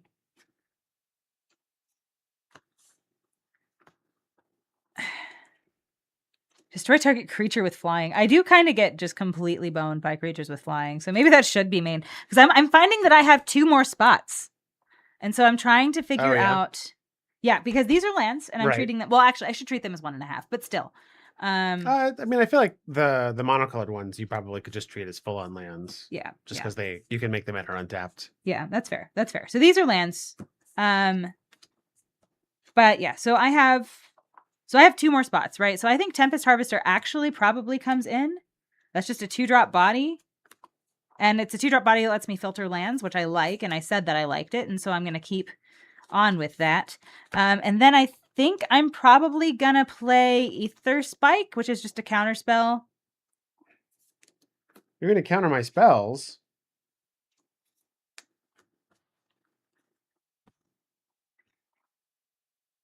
Or you know what? No. I think I like Siege Smash. Surprise +3/+2 and trample on a really big spaghetti man, I think is very good. So Okay. I think I like that. I don't like that. I mean, oh no, sorry, bad. Yeah, but I think that's what we're gonna do here. Yeah. So okay, I'm feeling good about this. I'm feeling very good about this. So I have what? Red Greenland, thing that can find red, blue Greenland, red blue land, red green. We are just gonna run all of these landscapes. It's gonna be so good. No, we're not. I'm probably gonna run 2 red greens, 1 blue green, and 1 thing that can just find a red land, I think, just to get it out of my library. Oh. Nope, I think I want all of them because I have enough colorless pips. I think I want all of them. So yeah, we're just gonna run the whole gang. We're gonna run 4 landscapes. We're gonna run a bloodstained mire, and then we're gonna change our mana base around that. So You're going to run the Bloodstained Mire? I think so because it just takes my Oh, okay. splash color is red, right? And so it goes and finds the mountain for me, and then I don't need to think about mountains ever again. And it thins out my deck, and I feel like that's probably actually I don't know.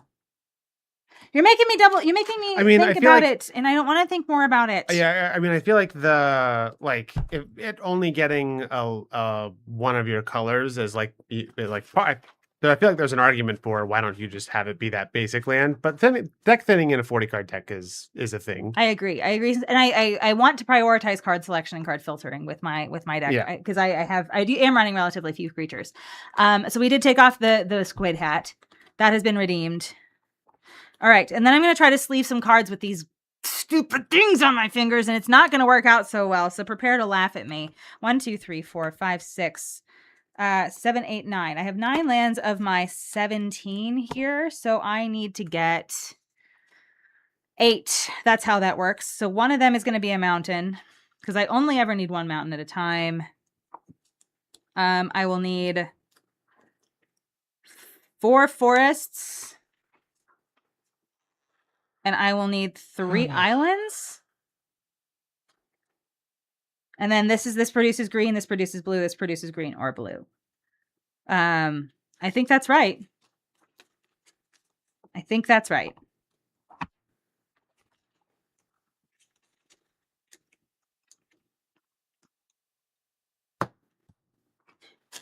Well, oh my gosh, I'm free from finger tentacles. We're free. You're free. Oh, we do need emotional support, Alter. Thank you so much for calling that out. I appreciate you. Oh, we'll get that. So we do have emotional support. Fleem, here he is. Everybody say hi to Fleem. Thank you for the Fleem redeem.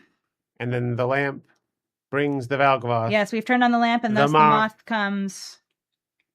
I'm gonna board in the Null Elemental Blast, Brad. As soon as I figure out what it is you're playing and whether or not it's good, it's coming in.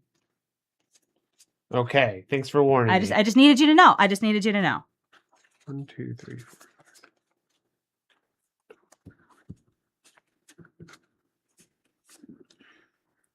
All right. Sorry, I missed some chat monsters. Let's see. No more squid hat. I mean, you could redeem the squid hat, or you could ask somebody in chat who has the requisite points very nicely to redeem another hat of your choice. We have several very dedicated people in chat who have many channel points who would like to spend them on making me look ridiculous. So you just let me know. You just let chat know if you have a hat request, and maybe somebody will redeem it for you. 3-color land math is always, or 3-color, land math for 3-color decks is always weird. All right, thank you for watering your streamers, Duke. We appreciate you. Thank you.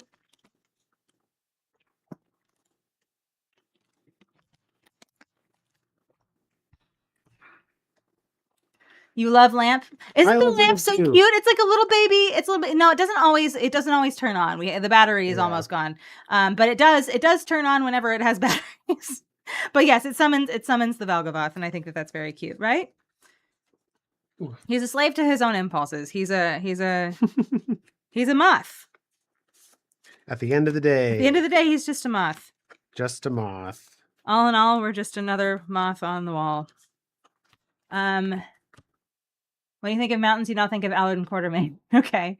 It's a very cute lamp. The battery is replaceable. No, actually, I don't think it is. I don't think the battery is The replaceable. battery is replaceable. I do think this lamp has also just seen some better days. We have a replacement lamp. We do have a replacement lamp. But it's going okay for now. Yes. All right. So 1, 2, 3, 4, 5, 6, 7, 8, 9, 10, 11, 12, 13, 14, 15, 16, 17. Now, so actually, Brad, I think this Bloodstained Mire, because the mountain is my splash, I think if I play the mountain, Bloodstained Mire is dead if I draw it later. So I don't actually think I can run Bloodstained Mire. I think Bloodstained Mire needs to become an island. Sorry, I'm glad I clocked that, because if I drew the Bloodstained Mire and I had already played, or if I was playing black, I feel like it would be fine, but I'm not. And so, yeah. So we're gonna have an island be the next one there, and then just have a bunch of lands that can find the mountain and then the mountain. I think that's right. Or you know what? No, we're gonna have 2 mountains. We're gonna have 2 mountains. I've talked myself into it. We're gonna have 2 mountains. We're gonna have 2 mountains, and everything is going to be great, and we're all going to have a good time. Nothing will ever be wrong. That's what I think. I got 40 cards. Okay. Ready for elevator pitch? Yeah. So while I'm sleeving, all right, everybody, this is the part of the show where if you followed us, you're going to be glad, because you have 300 channel points already just hanging out in your reservoir, right? And if you're not following us and you would like to, now's a really good time, because we're going to ask you to do a prediction here. So Brad and I are each going to do a little elevator pitch for you of what kind of deck we built and why we think we're going to win. And then we're going to run a prediction, and you can tell us who you like better. And by that, I mean who you think is going to win tonight.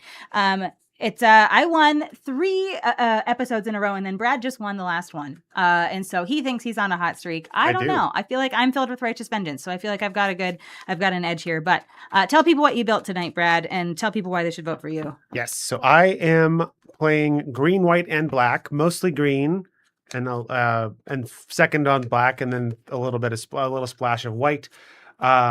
And this is all about being modified, mostly +1/+1 counters. So I have a lot of things that deal with +1/+1 counters. I have a few equipment, and I have some bestow auras, but it's mostly +1/+1 counters. Mm-hmm. I've got a lot of creatures that I can play in the game early, as well as plenty of ways to rip them out of my graveyard if Steph decides to be mean. So I think I've got a good early to mid game.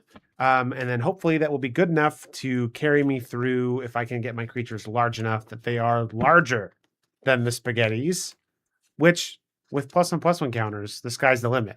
So, right. got some good card advantage in the form of graveyard recursion, and I've got some good interaction, and I will probably have bigger creatures than Steph. So what more reasons do you need, really? Right. Well, see, Brad thinks he's going to have bigger creatures than me, and to that I say, no. My top end in this deck is absolutely ridiculous. The trick is just going to be getting there, and I think that I have enough control, and I think I have enough interaction and card draw and ramp to get me there. Barnana Boy, we have a response to that. So we're gonna do our elevator pitches now, but then I will absolutely I have evidence for you. I will show you physical things. But yes, we do play a lot of limited, and we do have some strong opinions about what our favorites are.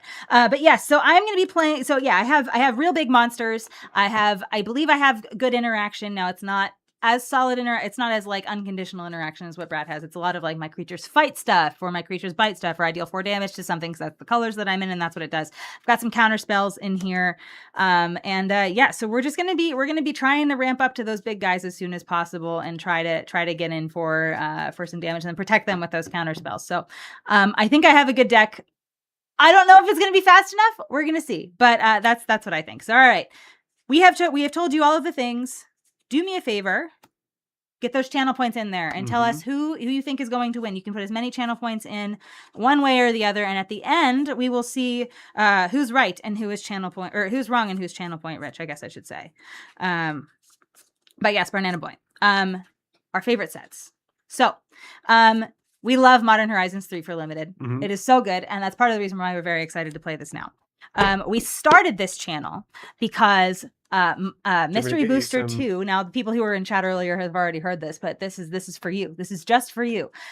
We love Mystery Booster 2. We started this channel because when Mystery Booster 2 came out, people were cracking their booster packs just for, oh, hello, Misstated X. Thank you so much for following. Ooh. I'm Stephanie and that's Brad. It's nice to meet you. But yeah, we started this channel because people were cracking their Mystery Booster 2 packs just for value. And Brad and I, it was literally breaking our hearts. They were telling us, oh yeah, it's because I don't have like 7 buddies and, I don't have a whole box, or, it's hard to get people together. And Brad and I were like, you don't need 8 people in a full box to do this. You just need 1 buddy and a handful of packs. I promise you can have a ton of fun with this. And so we started streaming about it. We started streaming to show people you just need 1 buddy and a handful of packs. And so we do a lot of like 1v1 seal here because opening 6 packs is fun, but we also will do some Pie Gal, which is just a 1 booster pack versus 1 booster pack format. We'll do that sometimes. We'll do Winchester draft, which is like, if you've ever done a Winston draft, it's like a face up Winston draft. It's very fun. And you only need 3 packs per person, and it's an extremely strategically fulfilling limited format. Anyway, so we just try to convince people to play games with your booster packs and show people that it's not as hard to do that as what you think it is. So yeah, anyway, that's what we think. Yeah. I have a solid Evil Queen left. I do have a solid Evil Queen left. I do. And as far as more, because like Mystery Booster 2 can be hard to get your hands on. Mm-hmm. You like really have to wait for like Festival in a box to come out. Yeah. But as far as more commercially available, easily accessible limited formats, some of my favorites from the last few years, I really like Duskmourn. Oh yeah. I really like Tarkir Dragonstorm. You like soups? You like the soup set? Yeah. Tarkir Dragonstorm lets you play soup. Yep. It's I like it in spite of the soup. Avatar from Avatar last year was really good. Really I think good. Underrated, criminally underrated set. Yeah. I think like those are some big hits, I think. Mm-hmm. Yeah. So yeah, we have a ton of really great favorites. And honestly, I love playing even sets that are not super optimally designed, or sets that are like older sets that aren't that like. I feel like so limited set design has gotten better for sure. Like they have definitely learned some lessons. Like when Lorwyn Eclipse came out, we did a Lorwyn throwback event where we played a night of Lorwyn and Morningtide, and then we played a night of Shadowmoor and Eventide, and it was so fun. But we can absolutely tell that limited set design has just gotten more sophisticated, and they've been more thoughtful about it in recent years. And so I do think that we're in a really good spot in terms of what they're capable of. Now, they don't always exercise that, because we do get sets like Spider-Man, which are not very good for limited, right? There are things like that have happened. We've had oopsies, but I think by and large, recent sets have been very good. So yeah. Anyway, we're going to get shuffling here, but we're going to run an ad really, really, really quickly while we're shuffling up, just because that way you won't miss a ton. But we'll see you in 90 seconds if you are not subscribed. If you are subscribed, thank you so much. You get to listen to the secret podcast. We'll see you in 90 seconds, friends. All right. I'm ready to shuffle. And I'm ready to kick your butt. Yeah. I mean, chat's not ready for you to kick my butt. Chad's not ready. Oh, wait. Oh, my gosh. The discrepancy is large. Very Brad pilled. They don't like the big spaghettis. They're not confident about the big spaghettis. Maybe they like Valgavoth more than they like Fleam. I'm choosing to believe it's not me. It's my mascot that they don't like. And that to that I say, what is going on here? Especially with playtest cards and wild card pool. Yes. All right, it's balanced out a little bit more. Has it? All right. Did I complain? Oh wow, it's. Oh my goodness, we found Alter. We found Alter's Alter's points. In. Alter won't let it stand. Can't have this Steph slander going on. Etron is your staple of. Okay. All right. So we have an Eldrazi Etron person here. Flips the coin. Steph tonight. I am playing the Colossal Dread Mask and the Altusaur. So I'm also playing. We get to have our dread mask off. but I have but no, we get to keep the Dread Mask on to the Dread Mask off. Well, yeah, exactly. Yeah, the Dread Mask on, Dread Mask off. Right. Yeah. Okay. Yeah. All right. So how did it shake out? It is 61% in favor of Steph. Really? Yeah.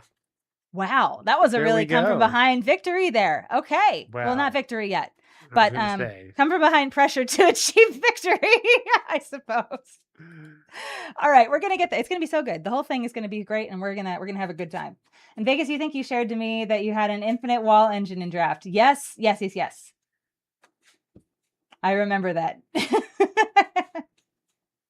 Travago is running AI slop ads on Twitch. Oh no, I'm so sorry about that. An ad popped up, which means it was your reminder to resub. Indeed. Thank you so much for the resub, Thanks, Alex. bud. We appreciate you. Thank you so much. You were voting for me, hoping for the long shot odd. Excuse me. Not a measure of JJ's confidence in you as much as it was just. It sounds like a measure of JJ's confidence in me. A small vote for Steph could yield big points because it was so imbalanced. It sounds like JJ was like, man, I feel bad. I feel bad because nobody's voting for her. You actually think Steph has a good shot tonight. We did not need the actually. We did not need the actually in there, Duke. All right, Dice and Dinosaurs. Thanks so much for stopping by. Thank you. All right, later. Brad, we're going to roll a dice to figure out who goes first, yeah? Yes, we should. I'm going to roll this and keep it on my play mat. 12. 4. Okay, I get to go first. All right. Bestecki was going for the odds too. Oh, there were some early Steph adopters were like, "This is where the big points are." That's so funny. You all, goodness gracious! I choose to believe that the people who voted for me all voted for me because they were so confident in my skill level. That's what I believe. And I will not be told any different. I will.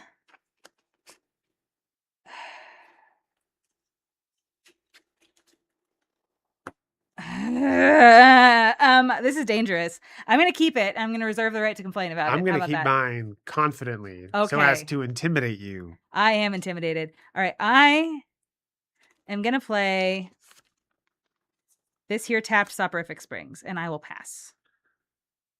Draw. You have faith in +1/+1. Okay, fine. I'll play this Deceptive Landscape. I'm going to trade it in for a Plains, and you can go.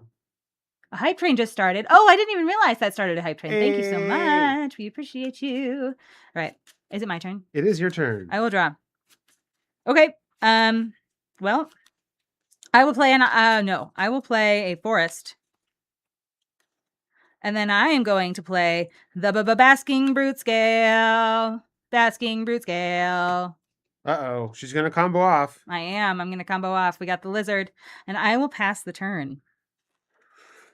Untap and draw. I am the best at everything, Alter. Thank you for acknowledging this. Thank you. Somebody's got to. All right. Joker Senpai! Hi, Joker Senpai! Hello, fellow Late Night Magic the Gathering streamer. We appreciate you so much. Let me give you a little shout out here.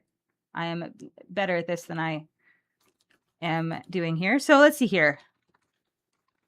Y'all, if you are not already following our good friend Joker Senpai, please do that. Thank you so much for sharing your community with us. We appreciate you. Mm-hmm. We are having so much fun. We're doing some Modern Horizons 3. This is our very first game, so you all are in luck. I am playing Teamer Eldrazi, and Brad is playing Abzan +1/+1 counters.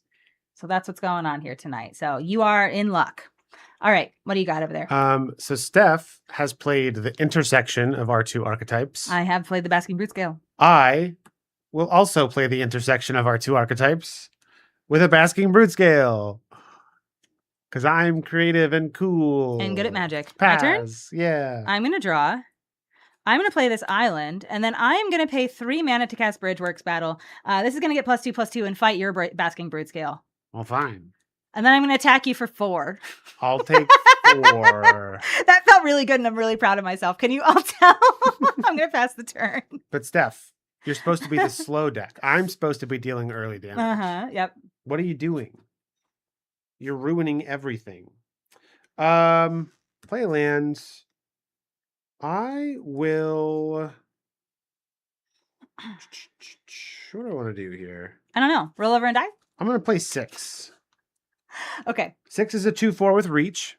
Whenever a 6 attacks, I'll mill 3 cards, and I can put a land card from my hand, from among them into my hand.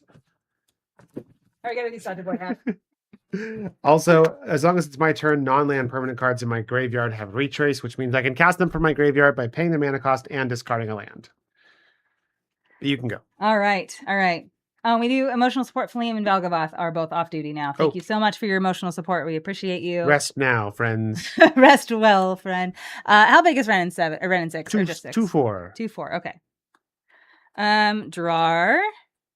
I will play an island. I will pay 3 to play the Snapping Void Cross. Snap, snap. Snap, snap. This adapts. It does not. Okay, great. I will pass the turn. All right. Untap. Draw. Brad, conceding is a free action in case you forgot. I agree. He needs to remember that. He needs to remember that. I feel like it would make the stream so much more satisfying for me if he would just accept defeat.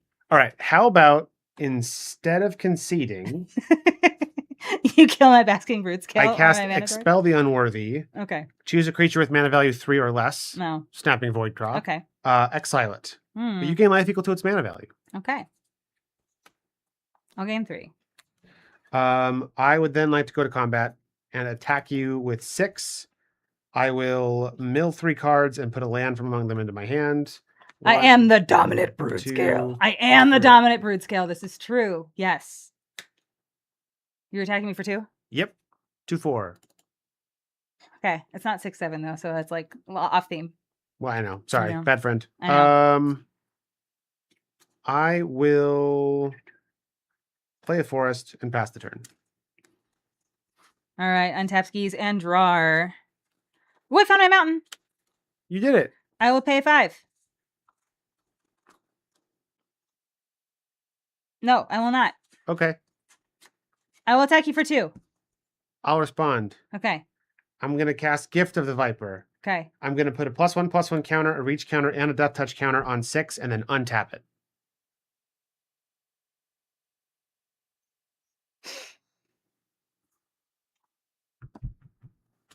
I would like to block your spaghetti. Your turn. That was not nice of you. That was unkind. Whoever was cheering for Gift of the Viper and for Brad to be putting that in his deck, I blame you for this. I blame you for this. That was unkind. I did not like that. All right. That was not very cash money of you, Brad. I'm going to combat. Okay. I'm going to attack you with 6. Okay. When 6 attacks, I'll mill 3. Yes. 1, 2, 3. We'll put a forest into my hand. My expression said it all. My face is loud. I'm sorry. It's 3. I know. Actually, I'm going to respond. Okay. I'm going to pay 5. I would like to play Unfathomable Truths. Oh, wow. That is truly unfathomable. I agree. I agree. Now, I'm going to make 3 0/1 Eldrazi spawns. And you do not have trample? I do not have trample. Okay. Just 2 instances of reach and death touch. I would like, and it's a 3-power creature? Yeah, it's a 3/5. Actually, you know what? No, I'm just going to take 3. I'm just going to take 3. Okay.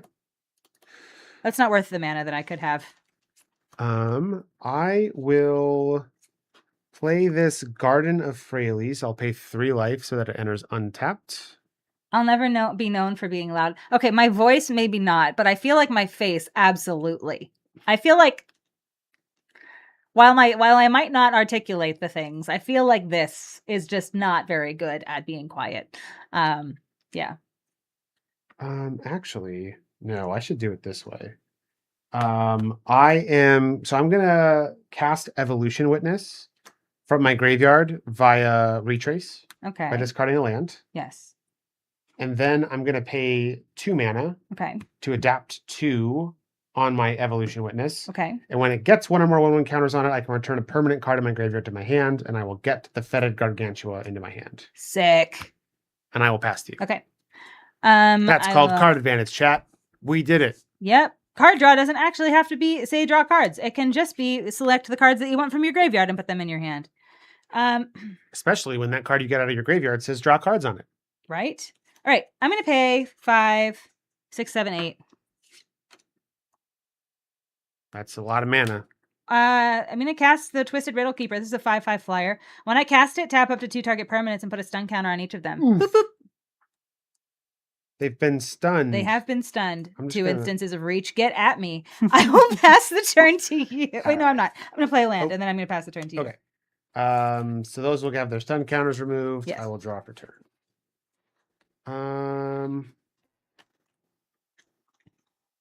What do I want to do? Actually, I here? probably should have played this land and then kept an Eldrazi spawn. Can I say that I did that? That's fine. Okay, we're going to say that I did that. I'll 'cause allow I'm it. smarter. I forgot that I had a land in my But hand. just this once. I just got very excited about the Twisted Riddle Keeper. All right. How big is your Twisted Riddle Keeper? That's at 5/5. 5/5? Yeah.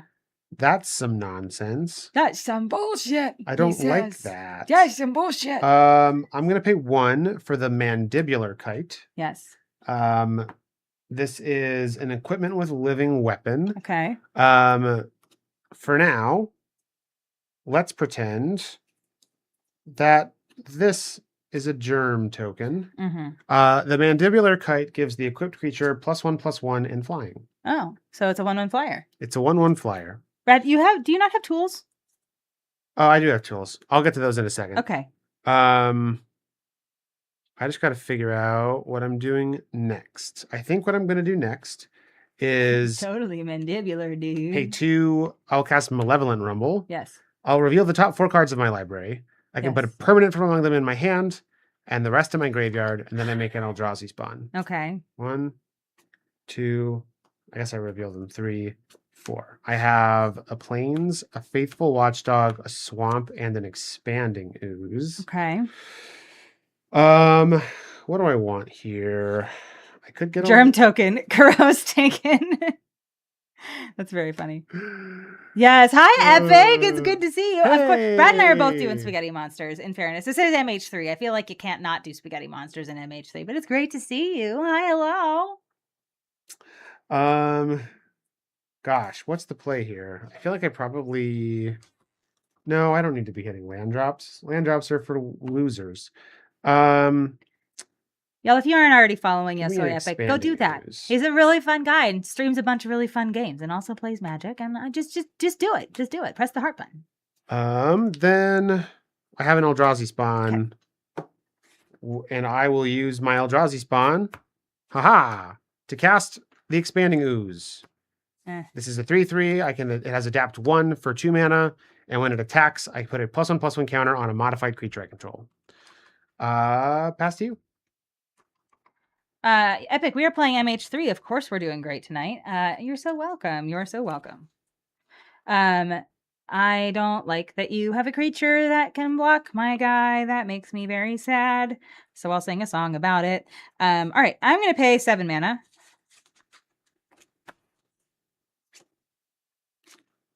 We're going to cast the Annoyed Altasaur. It has Reach and Trample, and it's a 6/5, and I Cascade. I'm going to Cascade into Planar Genesis. I look at the top 4 cards in my library. I may put a land card from among them on the battlefield tapped. If I don't, I put a card from among them into my hand and the rest on the bottom of my library in a random order. I will put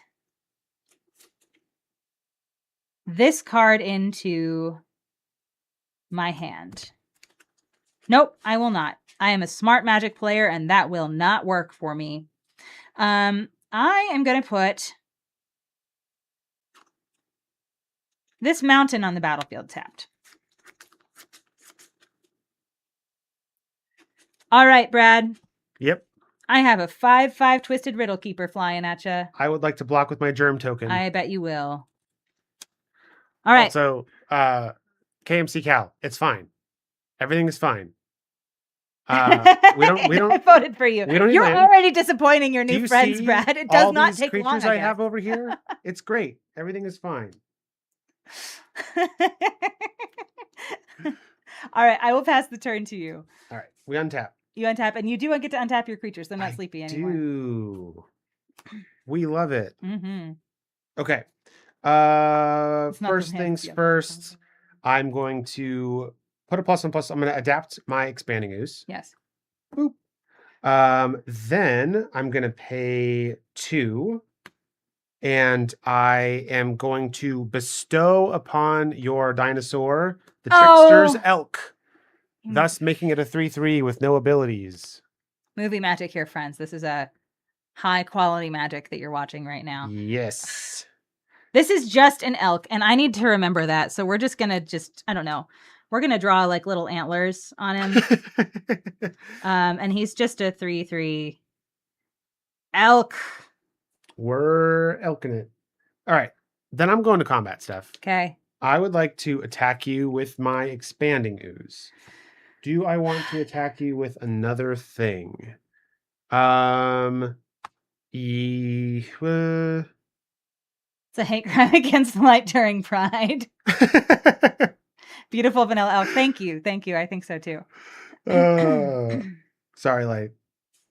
So I'm attacking you with my expanding ooze and my evolution witness. Yes. When the expanding ooze attacks, I can put a +1/+1 counter on a modified creature. Okay. When this gets a when this gets a +1/+1 counter, I can return a permanent card in my graveyard to my hand. Okay. And don't worry, everybody.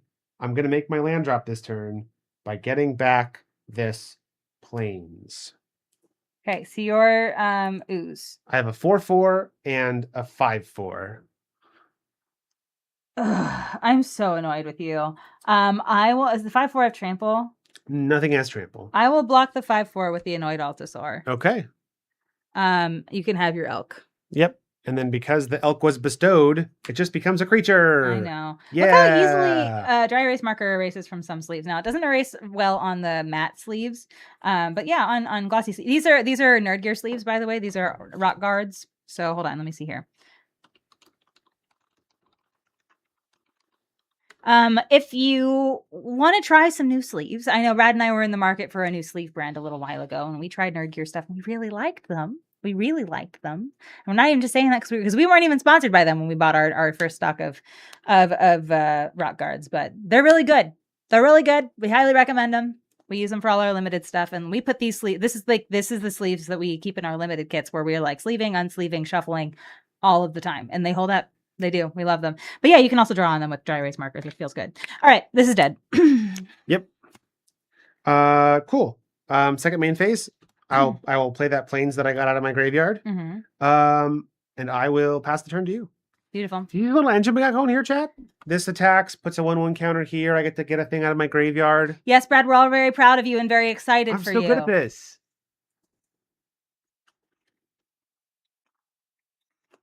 All right. I'm gonna pay 7. Stop. We're gonna play the Drown Yard Lurker. Stop it. No.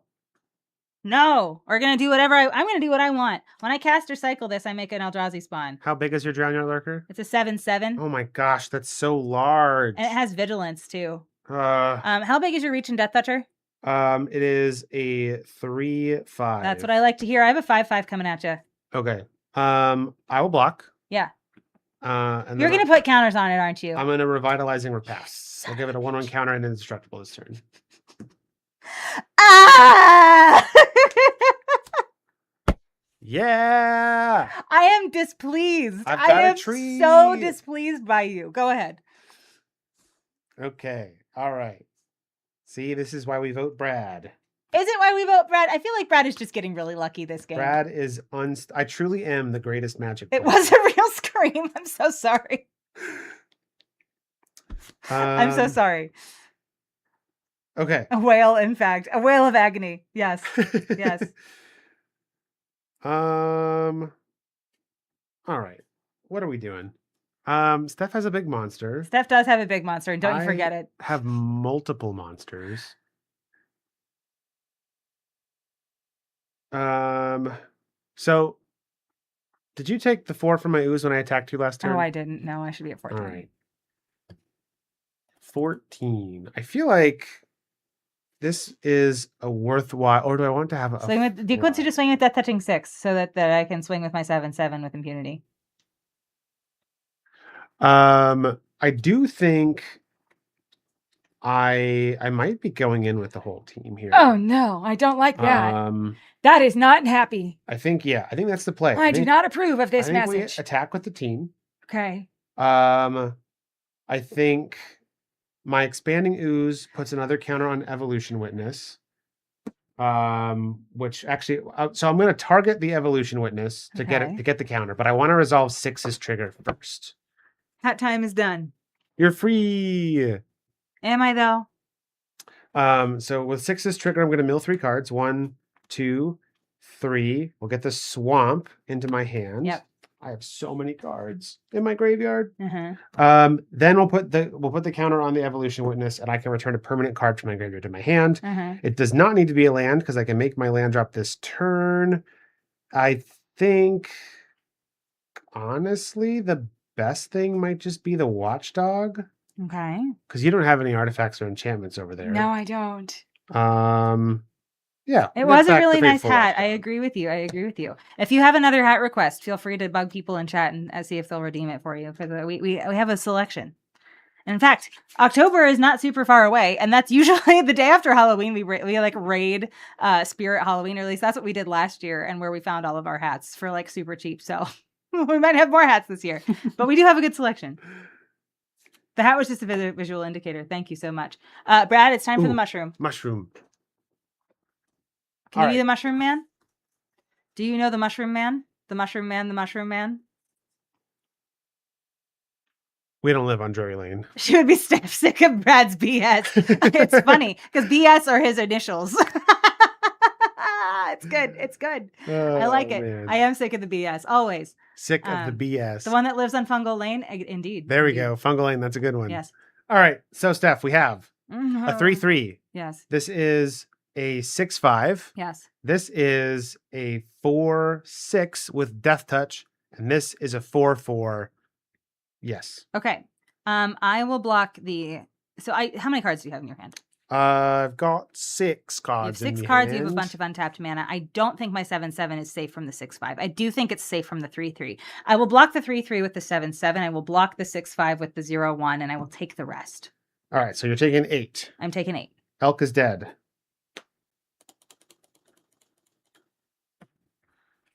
Okay.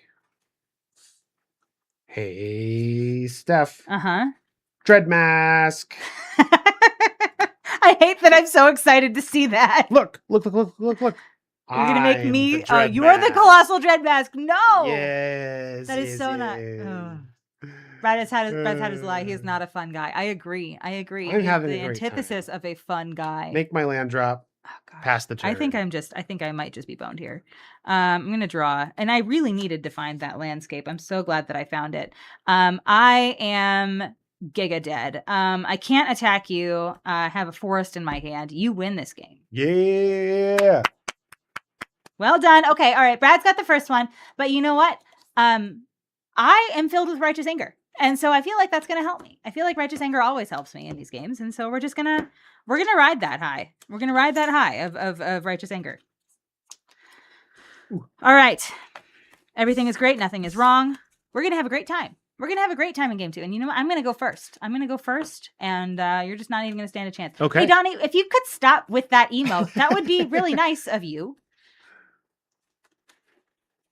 Could I cycle the landscape? Yeah, probably. Not for anything that I could have blocked with and made any kind of difference there. That was the 6/6 with trample is the big deal there. So I have to throw my 7/7 in front of that, right? So anything else, and if I have a 1/1 or something, like it was not good. It was not going to happen. It was not going to happen. Sometimes we just got to take our ball and go home.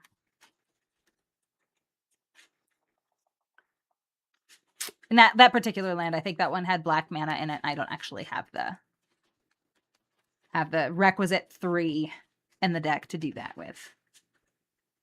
Brad played the Dino Mask, didn't attack with Dino. That's not how it works. Because I was dead. I gave up. Steph, I gave up, but like not because saw the Dino Mask and said, "That's me." I just saw the Dino Mask and I was like, you know what? He got me before I got him. He just got there. He won the minigame. Yes, that's the new rule for That's the new rule. Whoever plays Colossal Dread Mask first wins. Oh my goodness. Are you kidding me? I got a mulligan that. I had a single land and it was a mountain. It was one of my 2 mountains. All right. This is not great. Good. Good, good, good. Not great. I'm glad it was not great. Now, while we're shuffling up, I'm going to run a quick 90-second ad just because you're going to miss the least amount of things. So just, yeah, if you're subscribed, you get to watch the secret podcast for 90 seconds. Hooray. But if you're not, then we'll just see you soon. Because I just love whenever it is time for the secret podcast. Secret podcast. Through the ad break. Secret podcast. We love it. That's the real reason to subscribe. Yeah, exactly. Because Hearing otherwise us do that. we don't do it every time. But when we do it, I feel like we commit. And I feel like that matters. All right, here we go. Better 6. Why the ad in Spanish for you? I don't know. That's so funny. Ooh, we're going to 5. Oh, I'm keeping this, and I'm keeping it enthusiastically, Brad. I'm going to put this 7-drop creature on the bottom of my library because I will never, ever, ever see it again. I have cards, and I like all of them. It makes me very happy. Hooray, hooray, hooray. All right.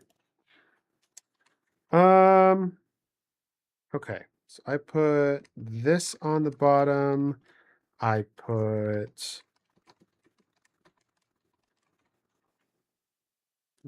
this on the bottom. Secret podcast was a banger. Okay, thank you. Thank you. Thank you. We appreciate it.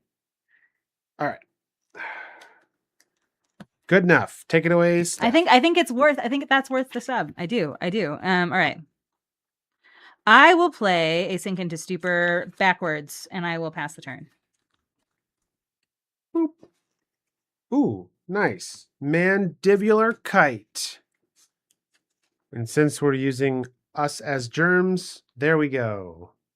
All right. Pass. I will draw. I will play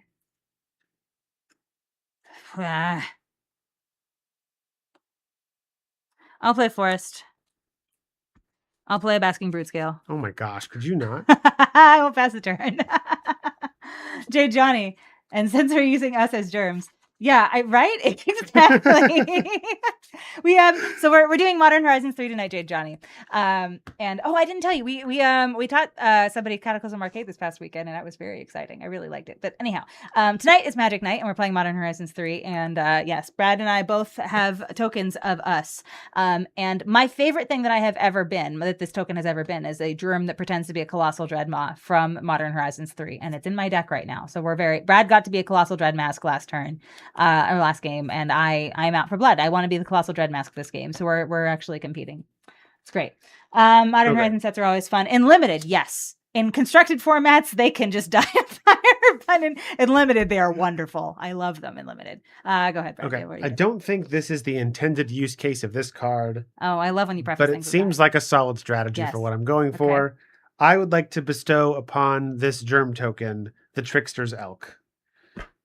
You're turning him into a 3/3. So I am now a 4/4 flying elk. You get style points for that. I can't even be mad. I can't even be mad that you became a germ and you turned yourself into an elk and made yourself flying. We're gaming. This is Gamer's gonna game. This is what Magic is about. So you have a 4/4 flyer right now. Yep. I would like to attack you for 4.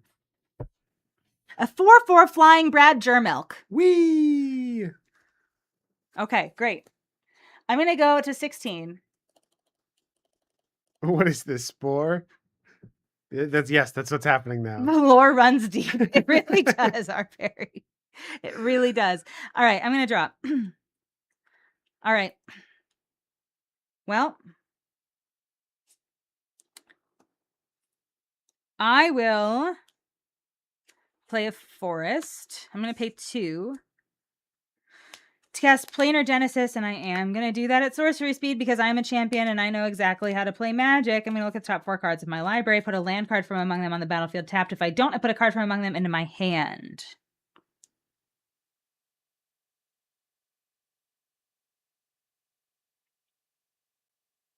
Okay, I'm gonna put this card into my hand. I'm gonna put these three on the bottom of my library. The three that I'm putting on the bottom of my library include Colossal Dreadmask, so I am sad about Whoa. this. I know, but I promise I am making the right decision. I don't think that's actually true, but we're gonna see. We're gonna see. Everything's gonna be great. And we're all gonna have a good time. I am gonna attack you for 2 because I can't block your flying guy. Taking 2. And it is your go. Draw. Play a forest. Go into combat. Yes. Here's 4 in the air again.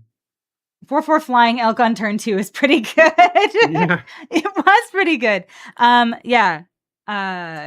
4 again. Yep.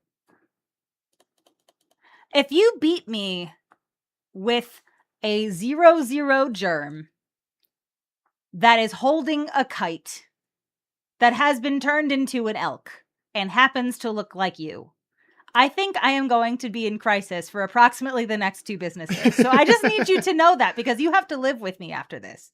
Well, at least the next 2 days are business days, so we'll just kind of knock those out of the way. I will play the Evolution Witness and pass the turn. Okay, untap. I will draw. Nothing is wrong here. Everything is fine. Evolution Witness is a 1/1. A 2/1. 2/1. Great. I will play an island. I'm going to pay 2 mana to cast a Tempest Harvester. When this enters, I get 2 energy.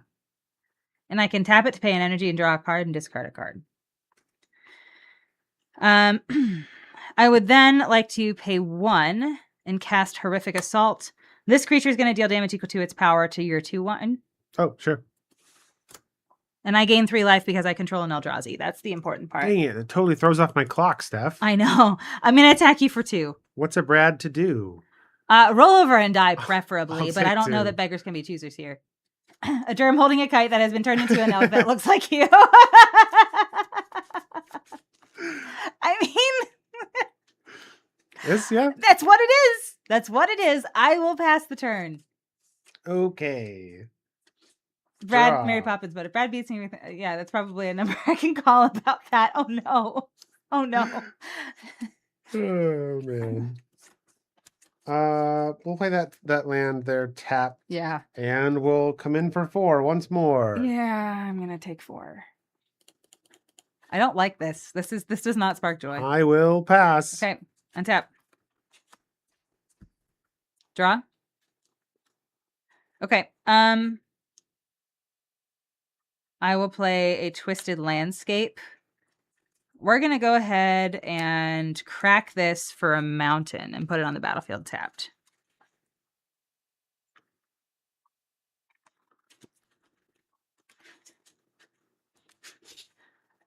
Okay, so it is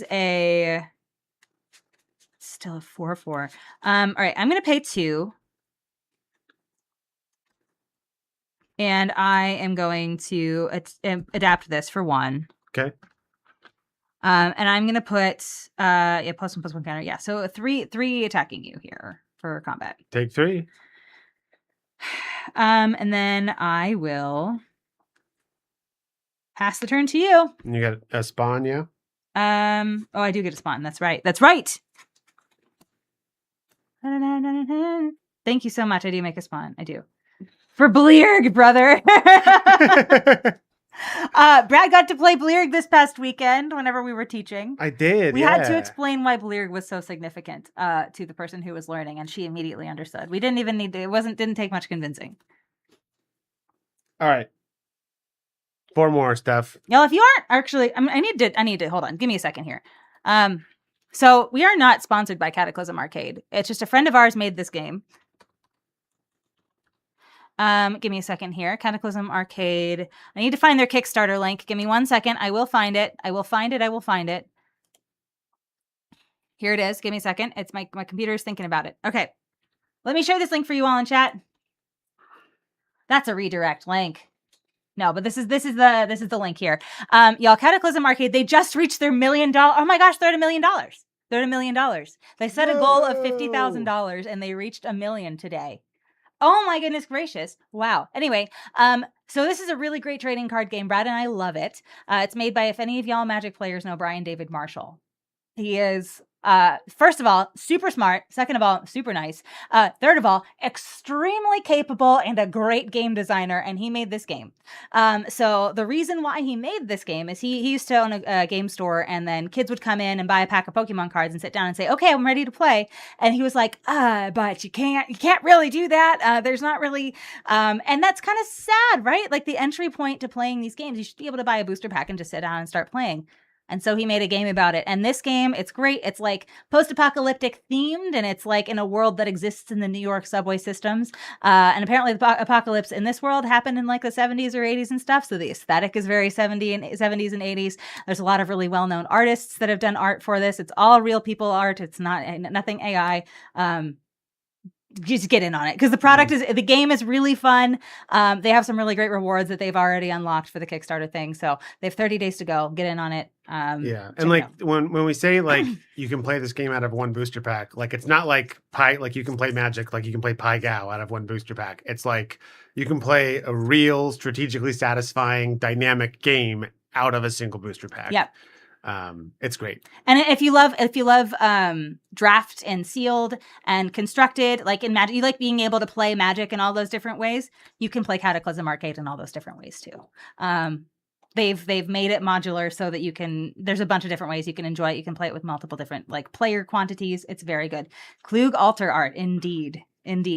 Actually, there's one of the prize tiers. There's an actual hand painted altar in one of the booster and 2 booster packs that you can that are prizes that go out as part of the Kickstarter prizes for milestones and stuff. But yeah, it's the first time I think I've ever seen a hand painted Klug altar in as a prize for anything. So like that's like something that you can win, and it's neat. Anyway.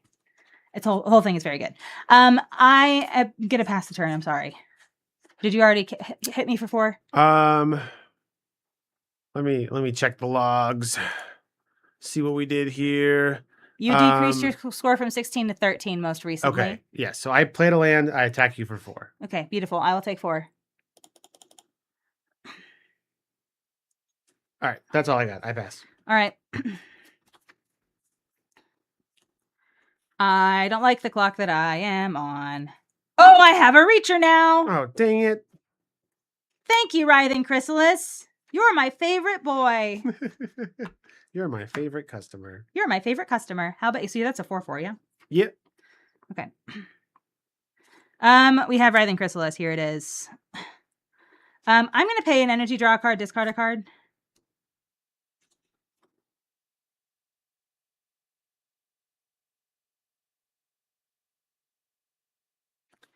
I'm going to discard. I'm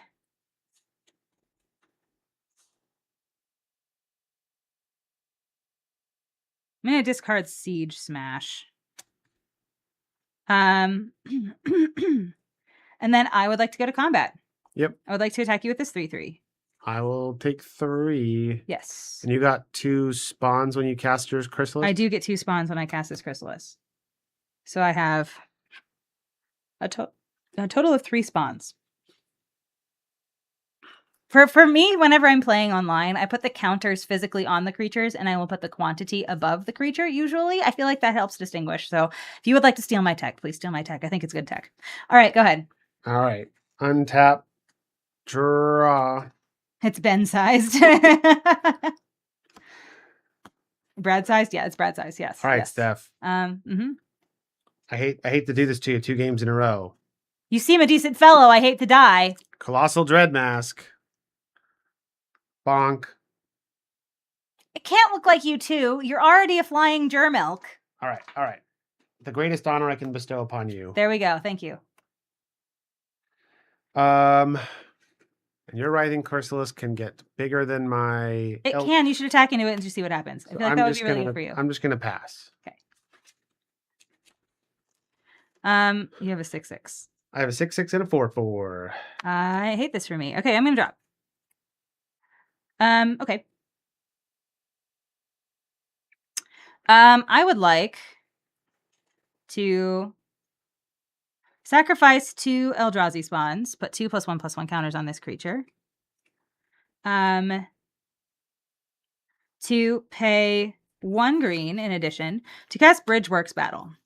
Target creature, this Writhing Chrysalis, get +2/+2 until the end of the turn. It's going to fight up to 1 target creature I don't control. It's going to fight the Colossal Dreadmask because this will be a 6/7.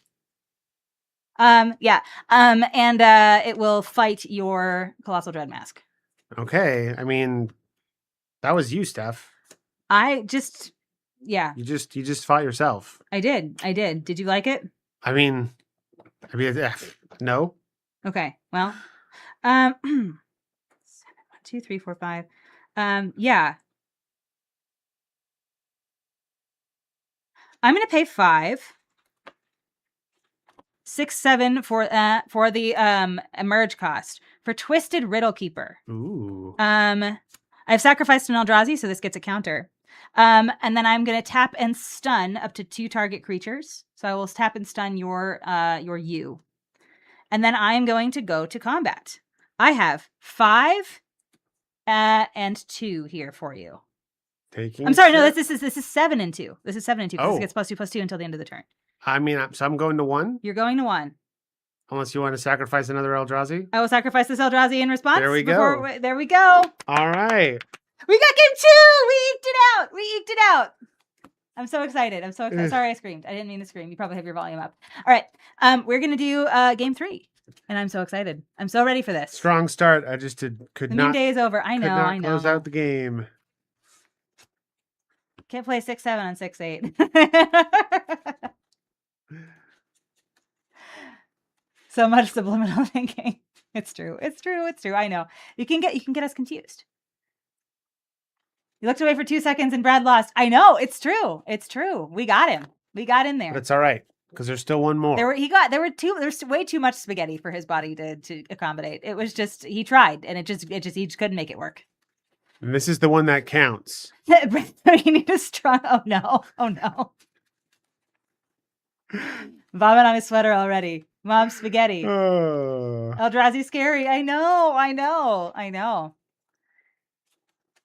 Y'all, Cataclysm Market. I'm so excited about this. I keep seeing the number go up. It's raised like $300 since I literally last looked at it, since I talked to everybody. It's like it keeps going up. The number keeps going. I should just have it on my like desktop. I should make a widget for it and just giggle every time I see the number go up. Yeah, because this is absolutely getting funded, right? Because like a million over 50,000, like we're there. But it has 30 days to go. I think the sky's the limit for this thing. I really do. You joined the Discord in December, so it's making you so happy. It's making me very happy too. I think the game is just so good. I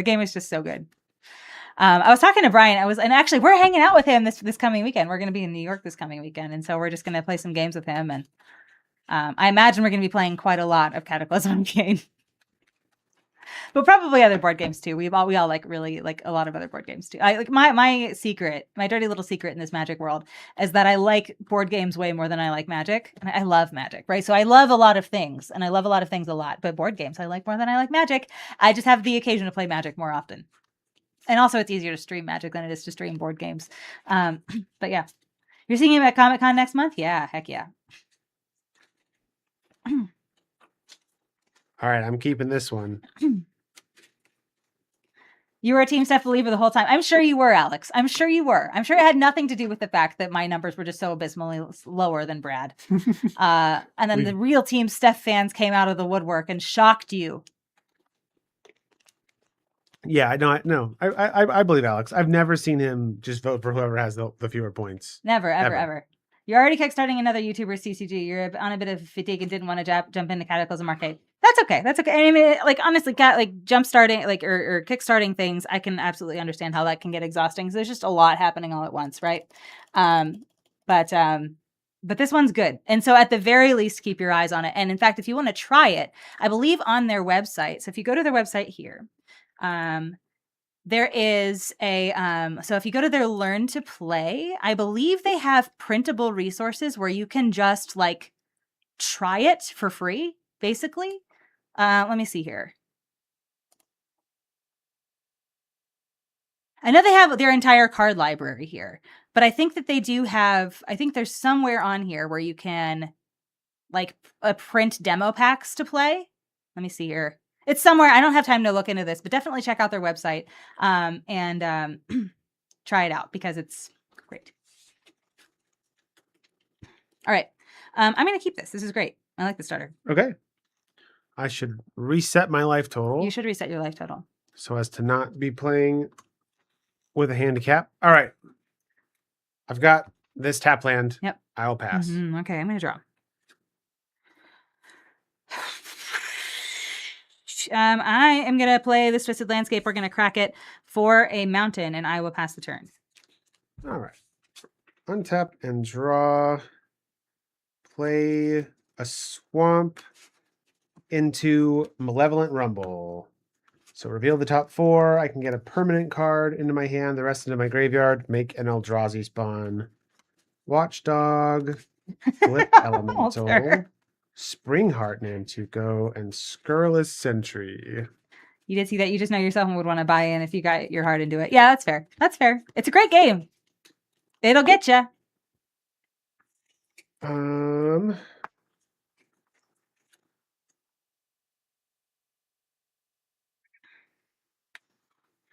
feel like I want the Springheart Nantuko, but I don't really have anything to attach it to. Oh, no, that's not true. I have an Eldrazi spawn, or I will, but that's not a very good. I think we just get the Faithful Watchdog.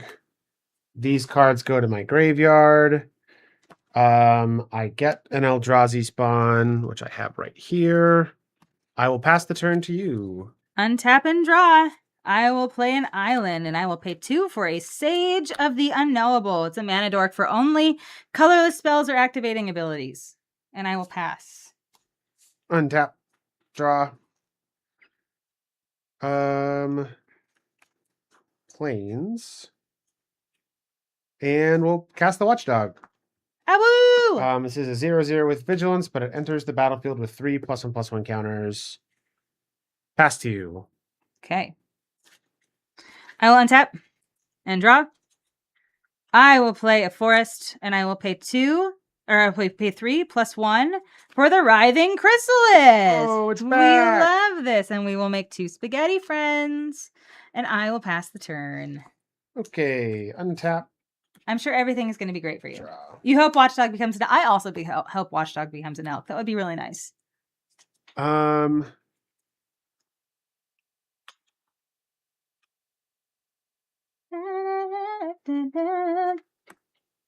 Chrissy is so busted. I agree. Actually, let's not. Chrissy, wake up. I don't like this. I shouldn't do it that way. I should do it that way.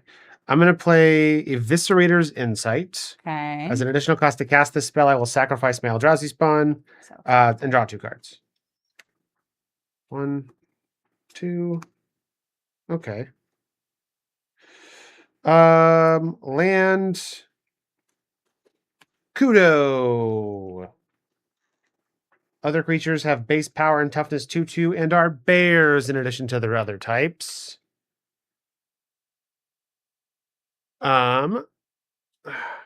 So this means my Faithful Watchdog is a 5/5. And I will go to combat and attack you with this 5/5. Okay. Other creatures are 2/2 bears? Yep. Just everything's a 2/2 bear? Everything is 2/2. In addition to its other type? Yes. Okay, so that's a 5/5? It's a 5/5. I'll take 5. Okay. I have plans for those Eldrazi spawns. Pass to you. I'm about to do some pro gamer moves over here. I'm excited for you. I'm going to draw. I'm going to play this...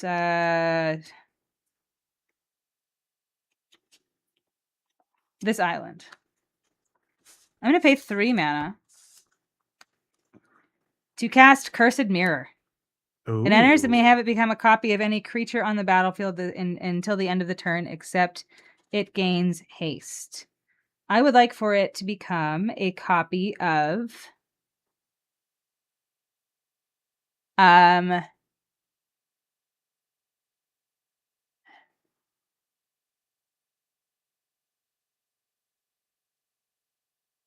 actually, hold on. Nope. We're going to undo that. Okay. We're going to go back. We're going to walk that back.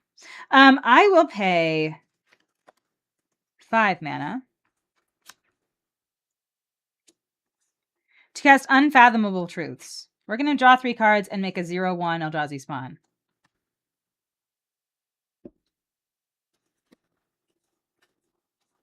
Beautiful. Okay. And then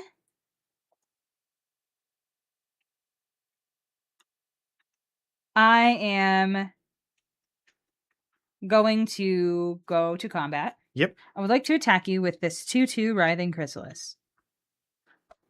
I will not block. Okay. I'm going to sacrifice 3 Eldrazi Spawns. No, we're not. We're not. We're just going to let it through. We're going to let it through. Take 2. Because these are 2/2 Eldrazi Spawns right They now. are 2/2 Eldrazi spawns. I think right we're just going to keep those. And I will pass the turn to you. All right. I think, yeah. Draw. Mama Bear, 1-sided or 2-sided? It's 2-sided, yeah. Yep. I'm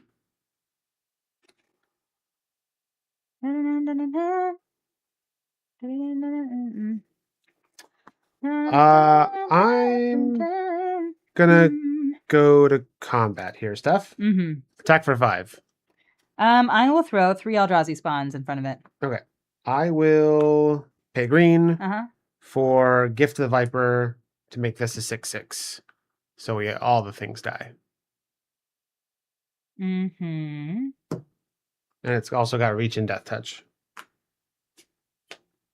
I accept these terms. Okay. Let's get rid of those. I'm not even going to sacrifice them. I will play this tapped because I don't need it to be untapped.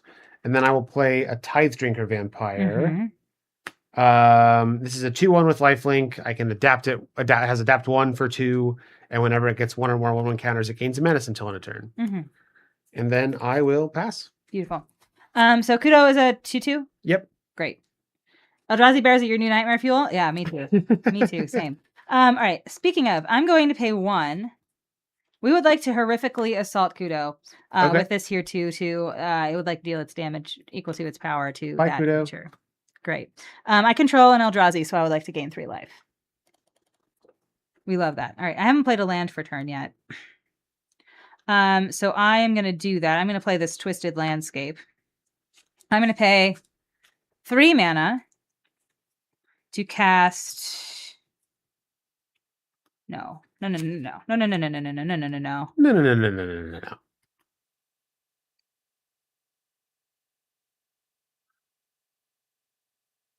Yeah. We're gonna cast the Curse Mirror. It's gonna become a copy of Writhing Chrysalis. Sure. And it gains haste until the end of the turn. I would like to attack you with 2 2/3s. I'll take 4.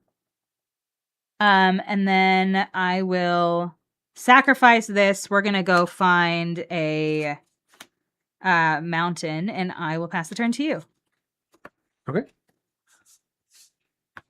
Untap, draw. But a bear, I know, we killed the bear. The bear is dead. The bear got killed by a human wizard that doesn't know anything. It's a sage of not knowing shit. I'm gonna go to combat. Yes. I'll attack you for 2 with lifelink. All right, you adapting it? I don't know. I'm not blocking. Okay, take 2. Okay. I'll gain 2.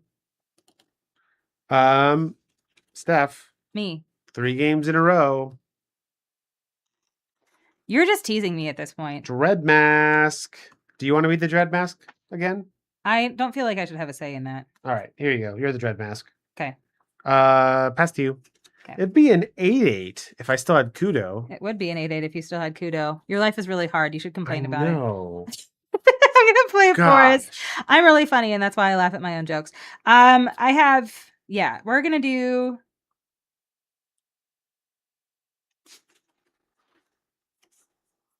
Seven mana for the Warped Tusker. When I cast this, I make a spawn. This is a 6/8 with reach. Eat your heart out, Colossal Dread Mask. And I will pass the turn to you. So, Duke and Grickshaft. Writhing Chrysalis only gives you spawns when you cast it, not when it enters. So when the Cursed Mirror is cast, it is not a Writhing Chrysalis until it enters. Yeah. It's very sad. Now the old school Eldrazi's, actually, I think there are even a lot of the ones that will enter. There's a lot of ones that enter and make spawns, so you are not far off from that. Like Brood Monitor and things like that will enter and make spawns, but yeah, not this one. It's not all cost. There are some ETBs, but it's especially the ones that make spawns are often ETBs. But yeah, that one's a cast. All right, so your Warped Tusker is chonky. It's a 6/8. Which is fitting because today is 6/8. Wow. I know. You're really on top of it. Listen, I try. If I don't have date appropriate Eldrazi, then what am I doing with my life? So that's fair. All right, let's go pay 3. I'm gonna cast Breathe Your Last. Destroy target Warped Tusker. I gain 1 life for each of its colors, which is 0. You can't read it. Would you like to read it? I can help.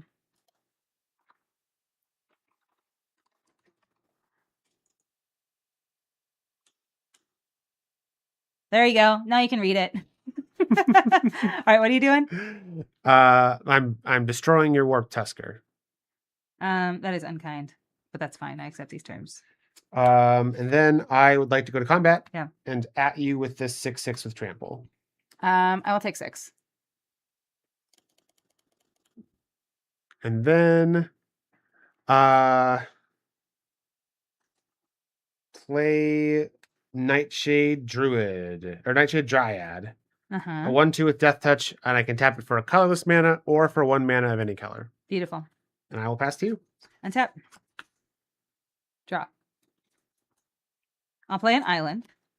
I have 7, 8, 9 mana. Stop. We've got Kazi Bear! When I cast this spell, up to 2 target players each manifest 2 cards from their hands. How many cards do you have in your hand? 0. Okay, beautiful. I will manifest this card and this card. It's a 2/2 colorless creature, but it gets +3/+2. How exciting is that? Answer, very exciting. Now you have a bunch of Death Touch creatures over there, which is just fine for me. I would like to attack you with this presently 5/5 Writhing Chrysalis and with this 3/3 Eldrazi Spawn, Brad. That's 8. It is.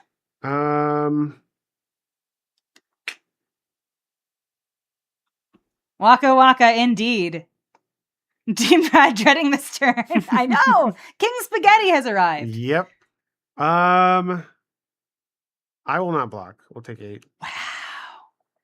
Okay, someone's feeling brave, and I like it. I will pass the turn. Yeah, I think I just got to adapt this now. All right. The largest boy. Yeah. He has no cards in hand over there. I'm feeling good. I have 1. I have 1.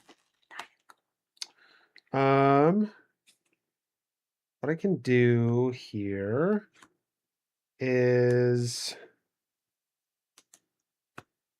what's Kozilek's toughness?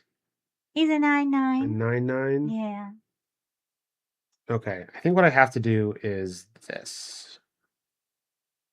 Destroy Eldrazi. Jade Johnny, I think you just said a cuss word. I don't like that. I'm going to pay 5. And I am going to move the Dread Mask onto my Dream Drinker Vampire. Okay. Which makes it is now a 9/8 with lifelink. Okay. And then I will go to combat. Yeah. And attack you for 9. And it does have trample, right? It does have trample. Okay. I would like to block you with 2 5/4s. They're 5/4s? I'm sorry. These are 2/2s, but they're getting +3/+2. Why are they 2/2s? They are manifested. They're yes. 2/2s. So I would like to block it with 2 5/4s. Yes, that will have to work. Thus taking how much? 1. I will gain 9. This was a Planar Genesis and a Tempest Harvester. Yeah, I was in those are Eldrazi spawn mode. You literally love Kozilek. I don't know how you didn't know that was a thing. Pass to you. In other words, hey Brad, just get better at magic. Love, Stephanie. All right. I think you might still be toast here, but we'll see. I don't know. I'm gonna draw. Okay. Hey Brad. Yep. I would like to attack you with Writhing Chrysalis and the Eldrazi Spawn. Okay. So 8 again? Yes. Take 8. And then I would like to pay 1, 2, 3, 4, 5, 6, 7 for the Annoyed Altasaur. Yikes. It has Cascade and Reach and Trample. I'm going to Cascade into Utter Insignificance. I would like to make your Death Toucher utterly insignificant. Because it loses all abilities and has base power and toughness 1/1, and I can pay 3 to exile it. Okay. Ooh. Insignificant. Utterly insignificant. And I will pass the turn to you. Dinosaur! Dinosaur! Dinosaur! Can you tell when I get excited because I think I'm going to win? I start to become progressively more obnoxious. Yeah. Play the Mandibular Kite. Stop. This is me. I'm the Mandibular Kite. Are you? Yep. Pay Matt, it was really nice supporting you. Wrath of God, you got this. So I have a 7/7. That's kind of fun. You do. It's less fun than my 9/9, but yeah. Pass to you. Okay. Untap. The first game was so nice. It was so nice. Draw. Okay. Combat. Yep. Getting in there. So this is 9. Yep. Which you've got to block. And then I have 5. I have 3. And then I have 6. Okay. I will block your 6 with a 7/7. Mm-hmm. I will block your big guy with my 1/1. Mm-hmm. So you'll take 8? I'll take 8. Sounds great. Go to 1. 6 is dead. And then second main, I will pay 1, 2, 3, 4, 5, 6, 7 for the Drown Yard Lurker. When I cast or cycle it, I make an Eldrazi spawn. So I have one of them untapped. And then I will pass the turn to you. I got this for you. Oh, thank you so much. Draw. All right. Did we get there? Attack for 7. I will block with my 7/7. Okay, this is flying. Oh. Then I will take 7. Then the only thing I can really do here that might get me somewhere. I'm closer to death than I thought I was going to be. I forgot that it had flying. Yeah, I was hoping I would draw like an aura that would boost it or something, but I didn't. I don't know that I can get out of this, but my best choice here, I think, is to cast Lethal Throwdown. Okay. As an additional cost to cast, I will sacrifice a modified creature and destroy Kozilek. Yeah. And I will draw a card. And then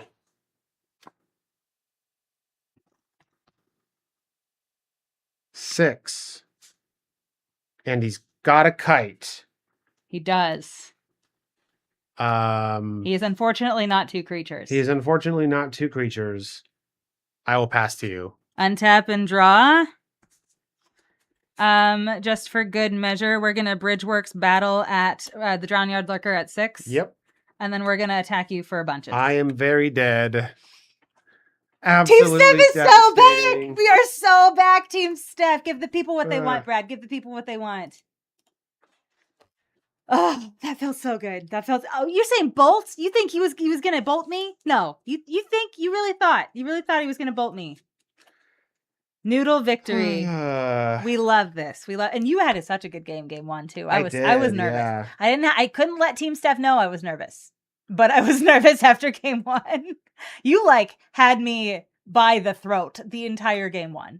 Yeah, I didn't get and game 2 I just barely eked it out. Recursion stuff. Any of the other games. You had a hard mulligan game 2 as well, if I remember correctly. Yeah. I really needed my Nyxborn Hydra to come in the clutch there and just push it over the edge for me. Yeah. Okay. Well, anyway, do a little bit of recap for chat about what you chose for your deck and what you liked, maybe what you didn't like, and then I will see if I can find just someone to raid. Yeah. Okay. I mean, yeah, I feel like the deck did, especially game 1, exactly what I wanted. Despite some hard mulligan choices in game 2. Getting counters and putting counters on my stuff and then getting benefits when I did that worked out really well. Like I had Feta Gargantua draws cards, the 2 Evolution Witnesses, get stuff out of my graveyard. I did have a lot of like almost a surprising amount of like getting cards out of my graveyard, which was wild between like Evolution Witness and 6. Um, and then just like expanding ooze and revitalizing repast, and the other one, where is it? Gift of the Viper, as like extra ways to put counters on my creatures when they after they had already adapted, so I could reuse their abilities was it was useful. Yeah, I feel like this is a good example of what this archetype wants to be. Yeah. Yeah. And I think it was very good. And I think honestly, like I was concerned about my ability to find the mana that I needed to cast the big guys, but I really don't think that I was stuck ever. I think game 1, I had the issue where I found the big boys, but I didn't find a lot of the gas to get me there. And so it was just like land pass, play big boy, Brad removes the big boy, and oh no, I don't have anything else. Right. And so I think that's kind of the risk that you run sometimes. But games 2 and 3, well, game 2, I think I barely eked it out. Like I found the things that I needed to find exactly when I needed to find them. And then game 3 was just butter. So, it felt good the whole time, but Kozilek is Kozilek, the broken magic card is what he should be called, because he's very good. And also Writhing Chrysalis just should not exist. Yeah, it's an insane card. It's an insane card. So I was very excited about those things. But y'all, we are going to raid over into That Villain J. That Villain J is playing some Arena tonight. We love our fellow late night Magic the Gathering streamers, and we think you will too. So definitely give That Villain J a follow if you haven't already, because I love when VTubers play Magic. I think VTubers playing Magic is kind of fun. And this one, he's pretty good at Standard. He's playing some Standard right now, grinding through some Platinum, it seems. So they refer to it as Platinum Hell, and I think that is funny. But yeah, definitely give them a follow. And we love, I don't know, late night Magic streamers. They're very important. They're very important to this ecosystem. So support them. All right, we will see y'all later. Have a great one. Good night. Bye, friends.